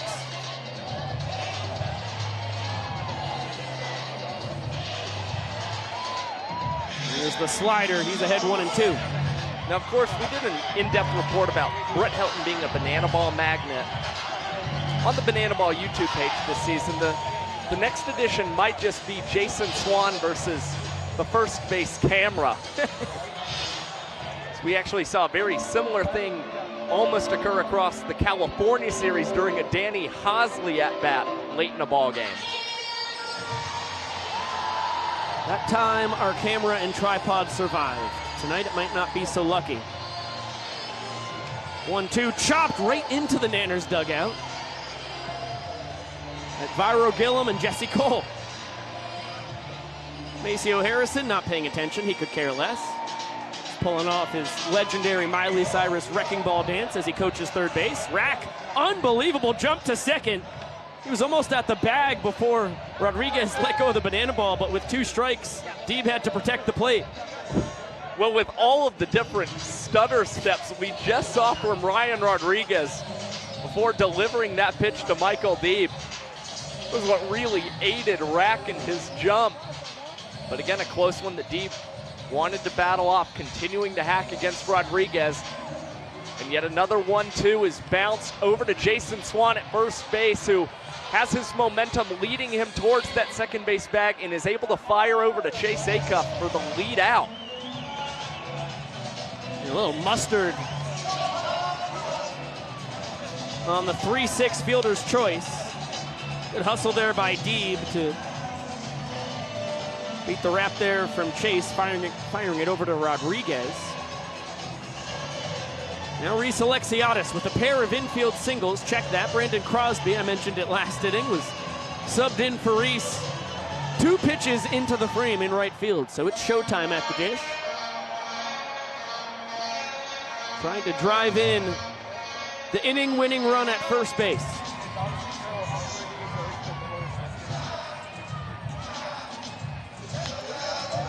The fans with a chance to get the party animals out of the inning. They come up empty. 1-2 count on the kid out of Mechanicsville, Virginia.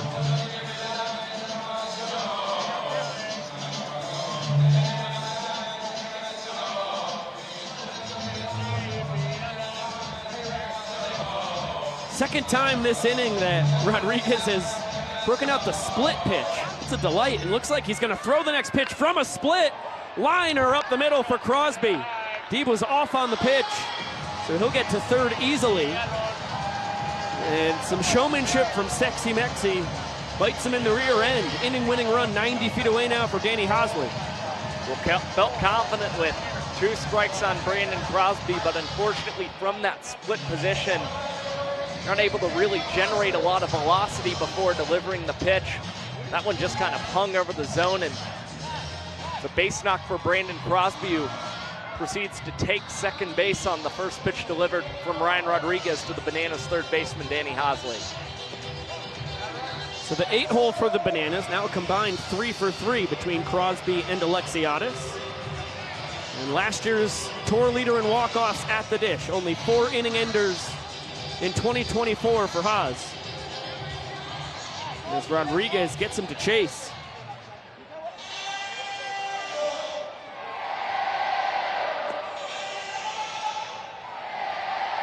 Hosley bites on the cutter. We'll see what Sexy goes with here. He plunks him. Tried to spin it. Ball never got to the front door. And Hosley will pump a couple push-ups before taking his free base.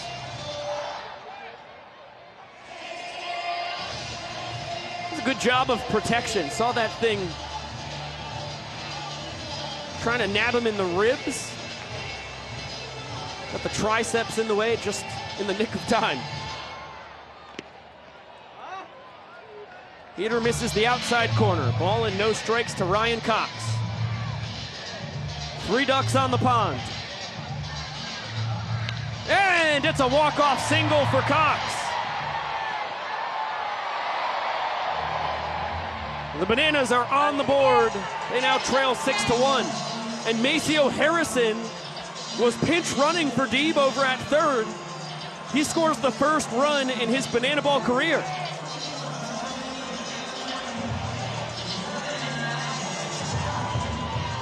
Make it a second run in his Banana Ball career. And naturally, he breaks off a delightful boogie.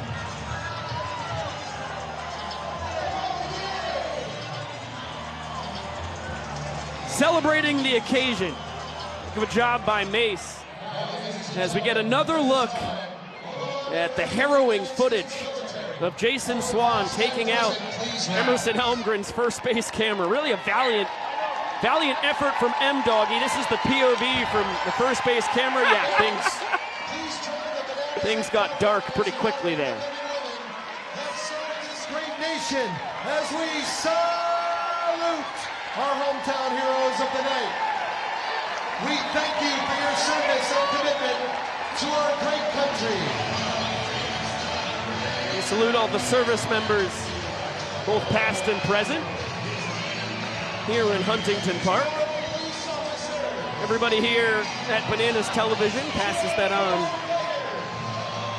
to those who are serving or have served watching at home.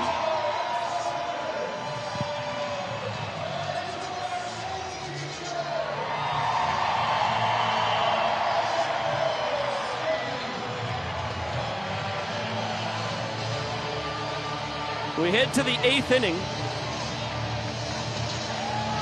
Party Animals won the first 6 frames. The Bananas just responded with the first point of their own. And look at Sean Fluke.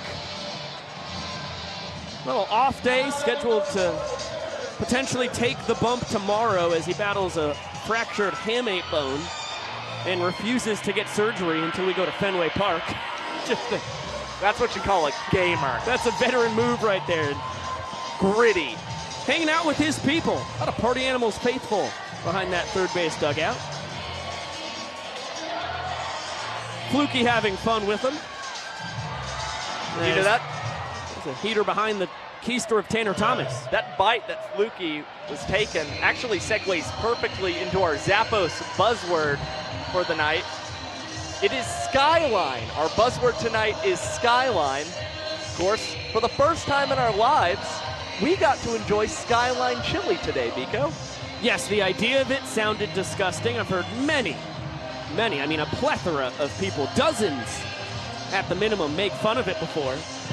And I thought it was scrumptious. It was delicious. I could eat that rocked. every week. Once a week. I don't know if I could eat Skyline chili could eat once that a week. once a week. Give me it once a month, I'll be happy. That ball smoked. One hop off the right field wall. Thomas thinking about two. The throw from Crosby will not be in time. And it's a leadoff double here in the 8th inning for Tanner Chicken Tender Thomas. And a big night for Tanner overall after getting bumped down to the 10 hole due to batting 182 here in the month of May. 3 for 4 tonight with a run batted in. The only time he made an out was because he fouled out to a fan. Just a little bit of bad luck for the Party Animals right fielder. Yeah, his BABIP tonight is 1,000.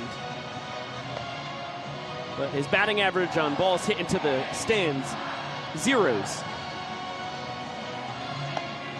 To the top of the order we go. Reese Hampton trying to reach the right field wall. Crosby will get it before it can get there. And tagging up and heading to third is Thomas. So Hampton swinging back around to the right side, now 2 for 5.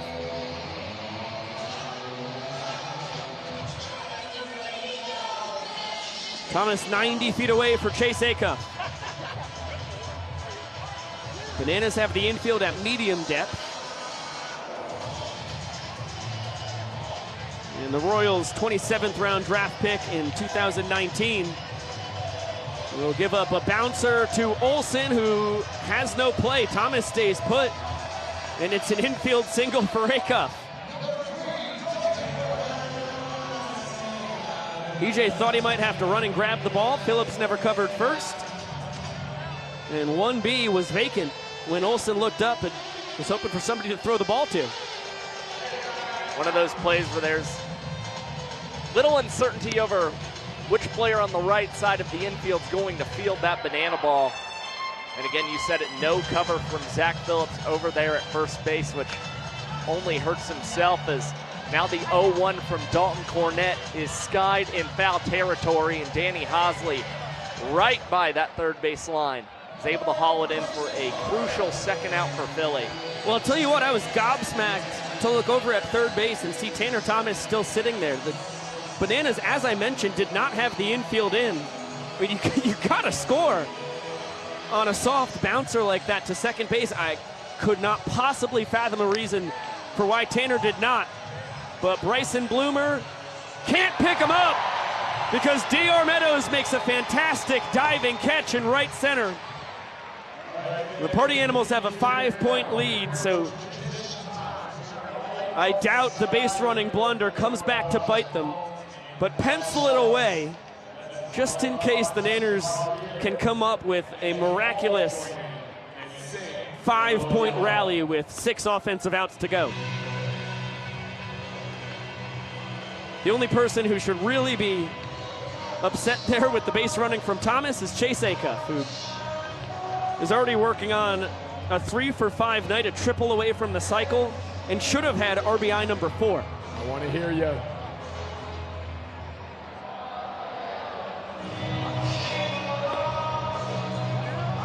Poke there from Bloomer.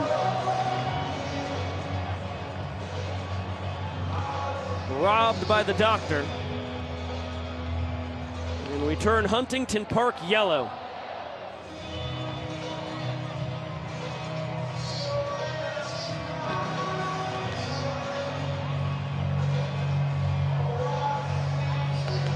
Chad Reese. One more time. Coordinating producer of this here broadcast. And all of Bananas Television snuck into the yellow celebration out there. Down behind home plate. So who's producing our broadcast? Huh? Jesse Cole. You gotta love seeing our Savannah native getting out and having fun with the folks in Columbus. We love you so much, Banana Nation. Now let's go, Bananas! Chad falls under that umbrella, I would say. Of Bananas Nation? Correct. I agree. Born and raised in the hostess city of the South. An employee of Fans First Entertainment for a third year now. I think that's Bananas Nation to a T. And was grinding in the concession stands back in the inaugural season of 2016. He's cut his teeth. 1-1 here on DR Meadows as Zach Blankenship takes over. And Shark's phone, evidently, not on silent. Got the ringer on. Dustin Baber behind the back. Boy, that thing was a moon scraper. And he makes a really impressive trick play on it. That trick play comes with a high degree of difficulty, but it can only be done by one of the best trick play defenders we've ever seen in the history of Banana Ball. Excellent snag by Dustin Baber as Reese Hampton, for the third time in the ball game, comes up with the behind-the-back trick play catch. Reese is up to 19 trick plays and 24 tries now. And that's his fourth behind-the-back snag here across the weekend in Columbus. With the game and change still to be played. The bat boy comes out and is ushered back to the dugout by our director of entertainment, Zach Frangela. Only mention number 1 tonight for our Colorado kid after the Banana Ball record. 4 mentions, first and last name, on the broadcast an evening ago. That's Banana Ball. Tough to keep up with those kind of numbers. Just like the 22 trick plays last night. How about Dan Oberst? Dinks that one into left, is thinking about 2 bases, and will have them. That's manifestation at its best right there. The Nanners have the inning-winning run on second base as Dan collects hit number 3 on the night. It was another one of those situations. Mostly it's happened to Bananas pitching tonight. They fall behind in counts and get burned by the Party Animals batters. Blankenship down 2-0 there against Oberst. Found one over the zone, and Dan did not miss it, driving it down that left field line as after Blankenship falls behind EJ 1-0. He's able to even up the count. And fact check me there, folks. That is 2 for 3 on the night now for Dan. Stiltz got a hit in his spot in the order last time around. Dan inserted back in to the DH spot. Zach Blankenship trying to hold the door. 1-2 to EJ. There goes Dan to third. That ball smoked, but foul. Jones Jr. working on a 1 for 3 evening. Has to look out for that powerful 2-seam sinker from Blankenship. Throws it a ton. Saw a curveball there, changeup and splitter in the arsenal as well. Another bender, another foul ball blasted.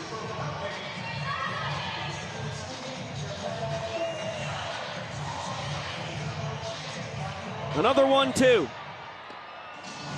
And man out of Fleming Island, Florida, fires it up and in. Deuces are wild here. Cut and a miss. Heater blown by Jones Jr. And Blankenship does hold the door. Here's the young professor. The bells means it's time to cast our gaze upon the scoreboard. Heading into the top of the ninth, the score is 6 points for the Party Animals, 1 point for the Savannah Bananas. Now I know what you're thinking, Professor. this looks a little lopsided, but let me tell you something here, Columbus. Here's the great thing about the game of banana ball. In the final inning, every run counts for a point. That means this thing is not over. The Bananas need to hold off the party animals, and miracles happen every day. Rallies can happen, and I know Columbus wants to see it. So ladies and gentlemen of 08, get ready and welcome to the final inning. And now let's meet the ring dudes. On the Party Animals dugout, number 27, Jake Lialios. On the Bananas dugout, number 21, Jared Donaldson. And number 12, Cowboy Kyle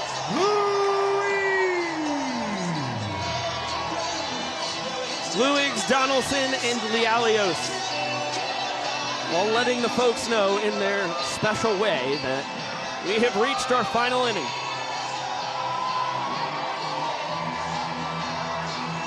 Well, do your job, fellas. The 330th straight sold-out crowd in Banana Land, witnessing a shellacking of the Bananas at the hands of the Party Animals. And Austin Krasminski tasked with keeping the deficit at just 5 points here in the ninth. The only goal is to hold the Party Animals scoreless and hope the Bananas can really spark some offensive magic and turn hopefully a lot of runs into points in this final inning. The 21st time Krem has taken the mound for the Bananas. That's the third most on the team, striking out 15% of batters this season, and has a 145 ERA plus, which is second best among all qualified Bananas pitchers. Krem, a flamethrower, spent time in the Angels and Cubs organizations, got all the way up to AAA. Sits 93 with the heater, can touch 96. Works in a circle changeup and slider as well. All 3++ pitches he'll throw in any count. And a combined 12 years of minor league baseball experience between Krasminski on the mound and Skoll at the dish. Krem's gonna win the battle as Olsen takes this all the way to first base. We'll just drop it into the mitt of EJ over at the bag as Skoll was already headed back to his dugout. 4-3 in the scorebook. It was handed off. Indeed it is. Yeah. It was under center, not in shotgun formation, but still counts. It always surprises me in a situation like that when a runner gives himself up, which is incredibly rare in banana ball, that guys don't steal a trick play. Don't just go for a last minute between the legs. A little freebie. A little under the legs pass. I mean, you could forward roll, do a 360, like the world's your oyster. Cartwheel onto the bag. You could. Jordan Hussein with a 2-1 count. You could throw it up into the broadcast booth to us, and we'll throw it back down to the field. I mean, when do we get involved in the trick play, right? Never. That's why we're always so angry. A loopy liner. Olsen with a nice frame after Leroy behind the dish was framing a ball he scooped. And a couple quick outs for the Roswell, Georgia native on the bump. Now staring down Noah Fisher. Sac fly his first time, a sprint his last trip to the dish. Ground out and strikeout sandwiched in between. Bill in a full split behind home. And that's a heater for strike one.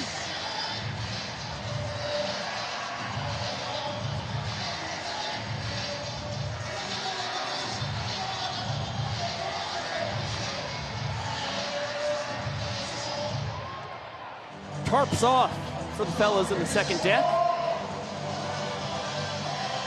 I don't know if that's to inspire a Party Animals victory or an enormous Bananas comeback. Could just be for fun, who knows? How about Danny Hosley? What a chuck across the diamond from foul territory. Unbelievable play by Danny Doolittle. A Machado-esque play from Danny Hosley as the momentum was taking him into foul territory. And we know he's got a plus arm. He spent so much time in right field this season. It's on full display as he's able to rob Noah Fisher of what would have been his first knock of the night. We go down to the young professor. Now more than ever, because this is it! Now it may seem insurmountable, a 5-point deficit in the 9th inning. Every run counts as a point, so might as well be a 5-run deficit. The Drew Gillespie fans fired up to hopefully see for them the kid out of Albuquerque, New Mexico shut this thing down. The Bananas have scored 5 runs in an inning twice this year. They scored 6 runs in an inning back in Durham, North Carolina. The problem, none of those frames have been against the Party Animals ace out of their bullpen, Gillespie, a top 2 pitcher in Bananaland. He's been unreal. Second on the tour with that 2.50 earned run average. Now we saw Gillespie appear last night. He allowed 2 hits to the Bananas, but he was bailed out by some excellent defense behind him. Tanner Thomas gunning down Eric Jones Jr. with a great throw into second base. And Taj Porter catching rack stealing second to end the inning. Now for the first time on tour this year, the MPI for Drew Gillespie is at 3 minutes. He is definitely trying to lower that and get it back below the 3-minute mark. It's his big goal this season to spend the entire year with an average MPI in below 3 minutes. He'd be the first pitcher to accomplish that feat. Well, it's change-up city. Hit a Robert Anthony Cruz, who finds himself behind 1-2 and gets another off-speed pitch. It looked like a change. And gets a strikeout for Gillespie. Quick work for out number 1.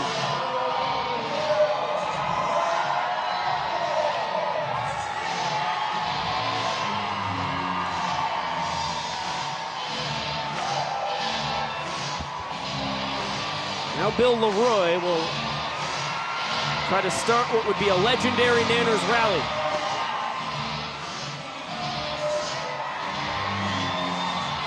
Oh for 2, a run driven in,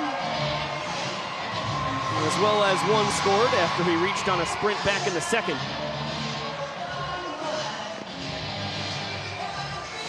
Gillespie equipped with a powerful fastball, sits about 92, touches 93, can get up to 94, 95 when he's feeling mighty. Will 4-seam, 2-seam, cut it. Works in a changeup and curveball, fools around with his arm angles. 3-1, gives Leroy a cookie and works the count full.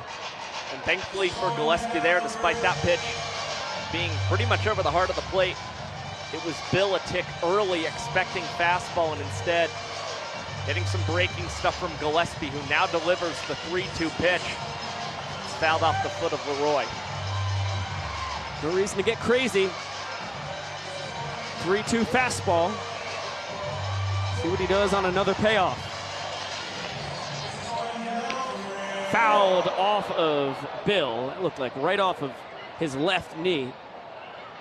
This is about as bad a spot as you can possibly get yourself as a hitter.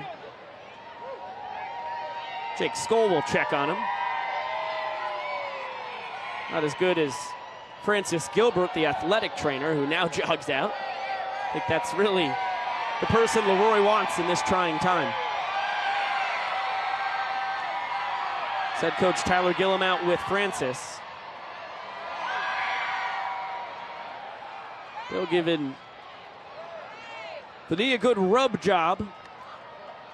Sure that could bring it back to life.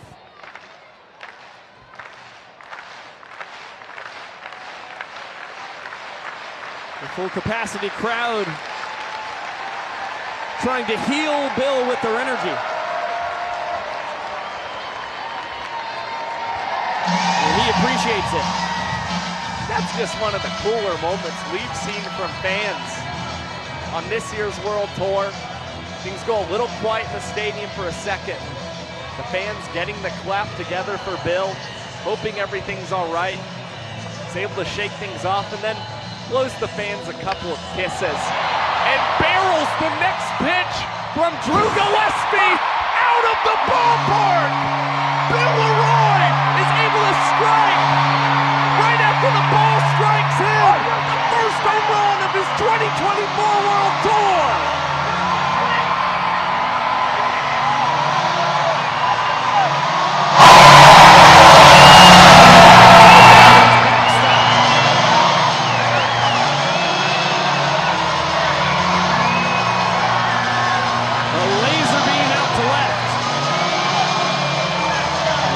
The deficit to 4 points with 1 out here in the bottom of the ninth.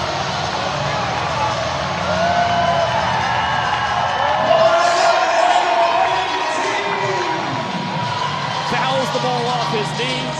Takes a while to recover. You see it there. And on the next swing, he takes a missile to the left field seats. No doubter.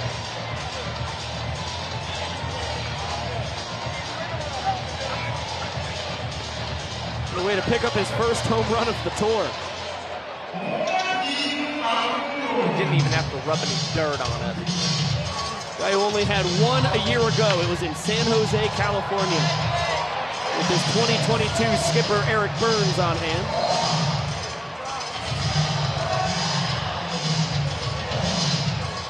Two home runs on the 2022 World Tour, one in 12 games against the Party Animals, the second in the first ever Challenger Series against the Kansas City Monarchs, as Jordan Hussein battling with the mound out there in the bullpen. Is A-okay? It's gonna take a lot more than that to batter Jordan Hussein. This guy's tough as nails. He's a scrappy player, a guy who likes getting dirty. Really shows off his range going all the way out into deep left field to try and track that one down. Still an all-around incredible effort from the Party Animals third baseman tonight as Drew Gillespie is able to spin that slider past the bat of Michael Deeb and collect his second strikeout.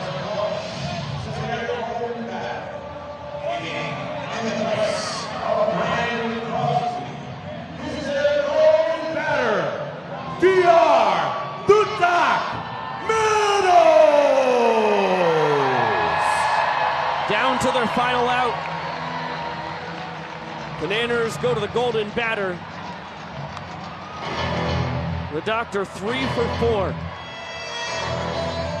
in his golden batter opportunities. And Gillespie goes submarine for strike 1. Batting .417 against Drew Gillespie on the tour. Now chops this one over to third base. Jordan Hussein is able to come up with the final out, throwing over to Jason Swan. And the Party Animals bats erupt in a major way to grab them a 6-2 win on night 2 in Columbus. And this one, all Party Animals from start to finish. The boys in black and pink take it 6-2. Grab their 18th win of the tour. They put into the deficit, now 7 games behind the Bananas, and have forced a rubber matchup tomorrow. 1 p.m. Eastern will be first pitch here from Columbus, Ohio. 12:30 p.m. will kick off the pregame show right here on the Bananas YouTube page. With C-Bus on the line.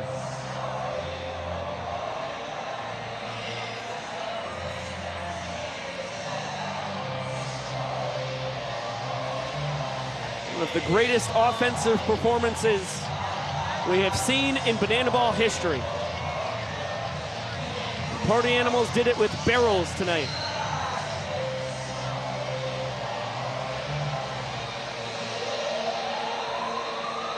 And now the bad boys in Banana Land.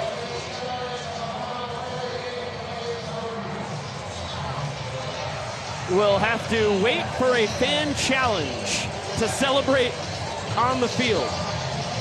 News to us, the fans pop the confetti, and we will get another look at the play at first base. We're looking at it here. Okay, that's it. Game's over. Hey guys, it's out.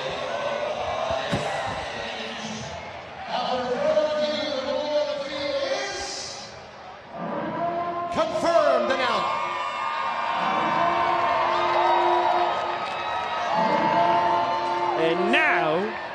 the Party Animals get to celebrate.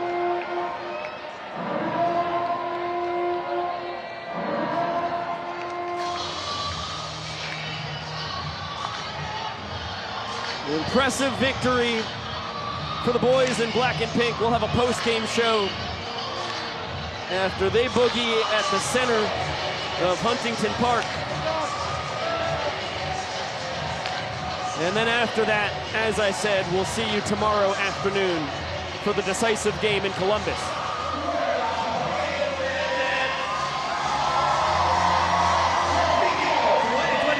Party Animals! Starting pitcher, Garrett Delano, and catcher, Dalton Cornett. Our bullpen staff of Drew Gillespie, Dalton Potts, Zach Blankenship, Ryan Rodriguez, Jake Lealios, Dylan Porter, Brett Helton, and Shawnee Fluke. Our infielders with Chase Acuff, Dustin Baber, Jordan Hussein, Jason Swan, and Bryson Baluba. Our reserve catchers tonight in Taj Porter and Bronson Mallow. That Studley outfield group of Jake Skoll, Noah Fisher, Reese Hampton, and Tanner Chicken Tender Thomas. And for that gorgeous coaching staff, pitching coach Isaac Hess, hitting coach Anthony Cremano, and myself, head coach Mike Baba Levasis.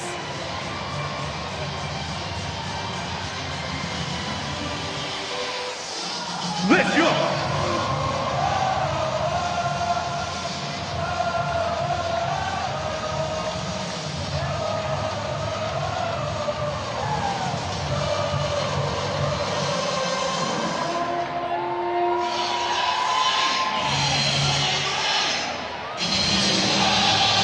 What an impressive win from the Party Animals.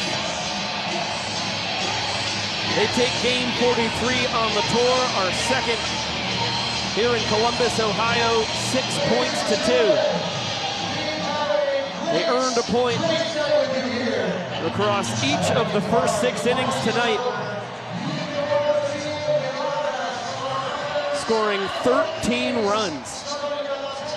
And from start to finish, it was pure domination with Josh Talevsky, Biko Scala back up in the broadcast booth.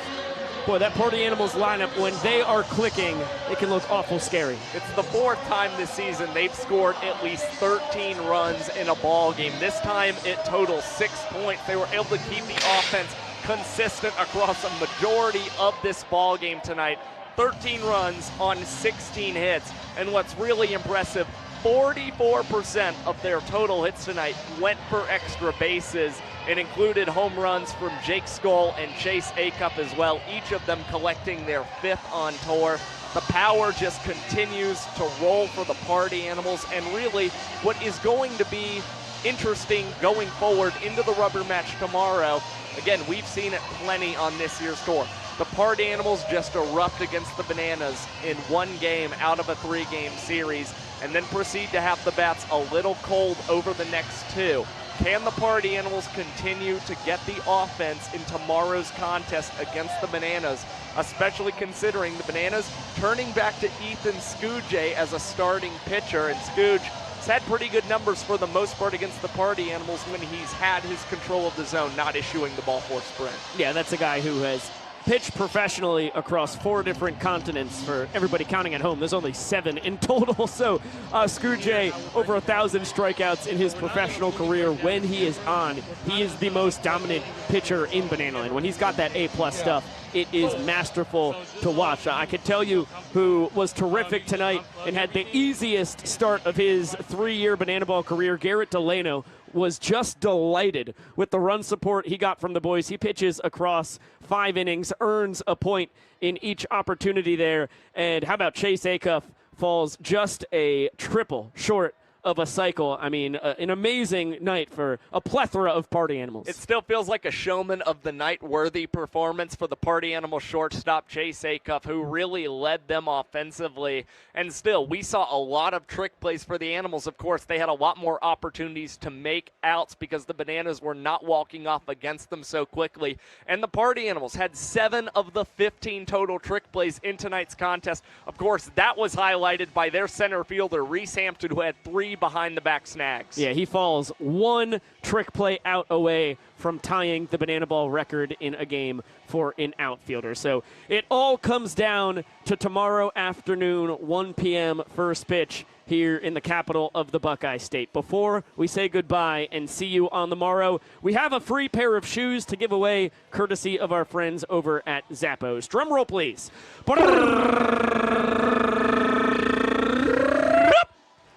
It would be Jonathan Blankenship. Jonathan Blankenship, our winner tonight. Is there a relation to Zach Blankenship? I have no idea. We will have to ask Bam Bam, and we'll have the results tomorrow on the pregame show. Jonathan Blankenship, congratulations on your free pair of shoes. Everybody else, good luck mañana, possibly getting that free pair of shoes from our friends over at Zappos. Okay, the cast and crew that made this whole thing possible. It starts with Emerson Elmgren, the Iron Horse of BTV, on the first base camera, braving Jason Swan, absolutely destroying her tripod and camera to boot. It is a harrowing position. We do not take it lightly that Emerson has now approached her 200th straight broadcast that she has worked in a row. Across the diamond, Phil Cross at the third base camera. Phil, excellent work. Same goes for Zach Ford on the high home camera, doing a terrific job up here in the booth. On high third, it was Arch Pongle. Some folks call her Arch Pingle. It's kind of a potato thing. Pingle, Pongle, you can send your fan mail to Grayson Stadium under either name. On the high first, Autumn Eamhoff. Autumn Eamhoff, back-to-back, great broadcast from you. And on the wireless, Justin Gordon flying all over the place, getting some really cool shots down on the field. Our utility and fan cam specialist would be Hope Peters.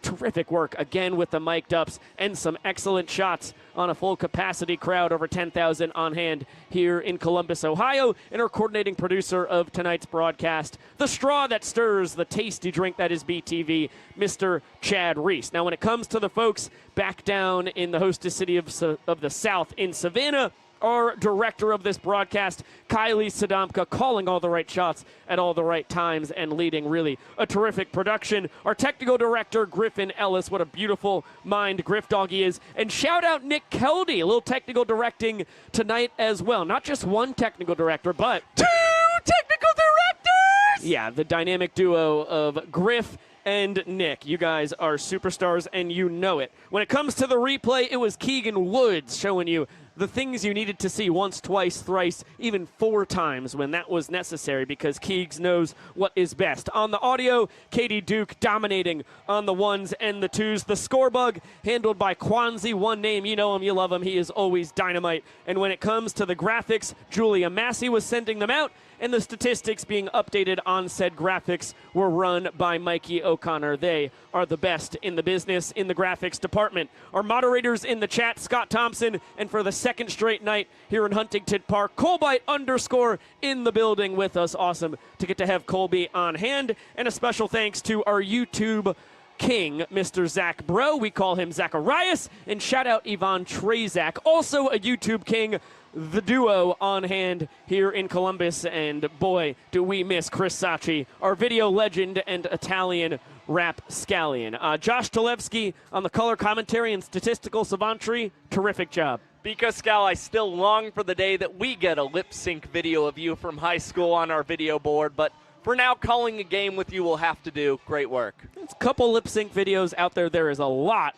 of myself and my buddy Curtis Jorgensen making Weird Al Yankovic type remixes of videos. Who knows where they are, but they are somewhere on the interwebs. Best of luck finding them, my friends. A special thanks tonight to Ryan Kellogg and Robert Anthony Cruz for joining us on the mic, as well as Sam Bauman for getting us a plethora of hits down on the field. Thanks to Ryan Cox and Reese Hampton for joining him, as well as the fans getting in on the fun as well. For the executive producers of BTV, Emily, Jesse, and Carrie Cole, as well as Jared Orton, I am Biko Scala saying so long for now. The Party Animals bash their way to a 6-2 victory behind 13 runs scored. And tomorrow afternoon, 1 p.m. first pitch, 12:30 p.m. Eastern for the pregame show, Columbus, Ohio is on the line. Until we see you tomorrow on the Bananas YouTube page, we will see you later!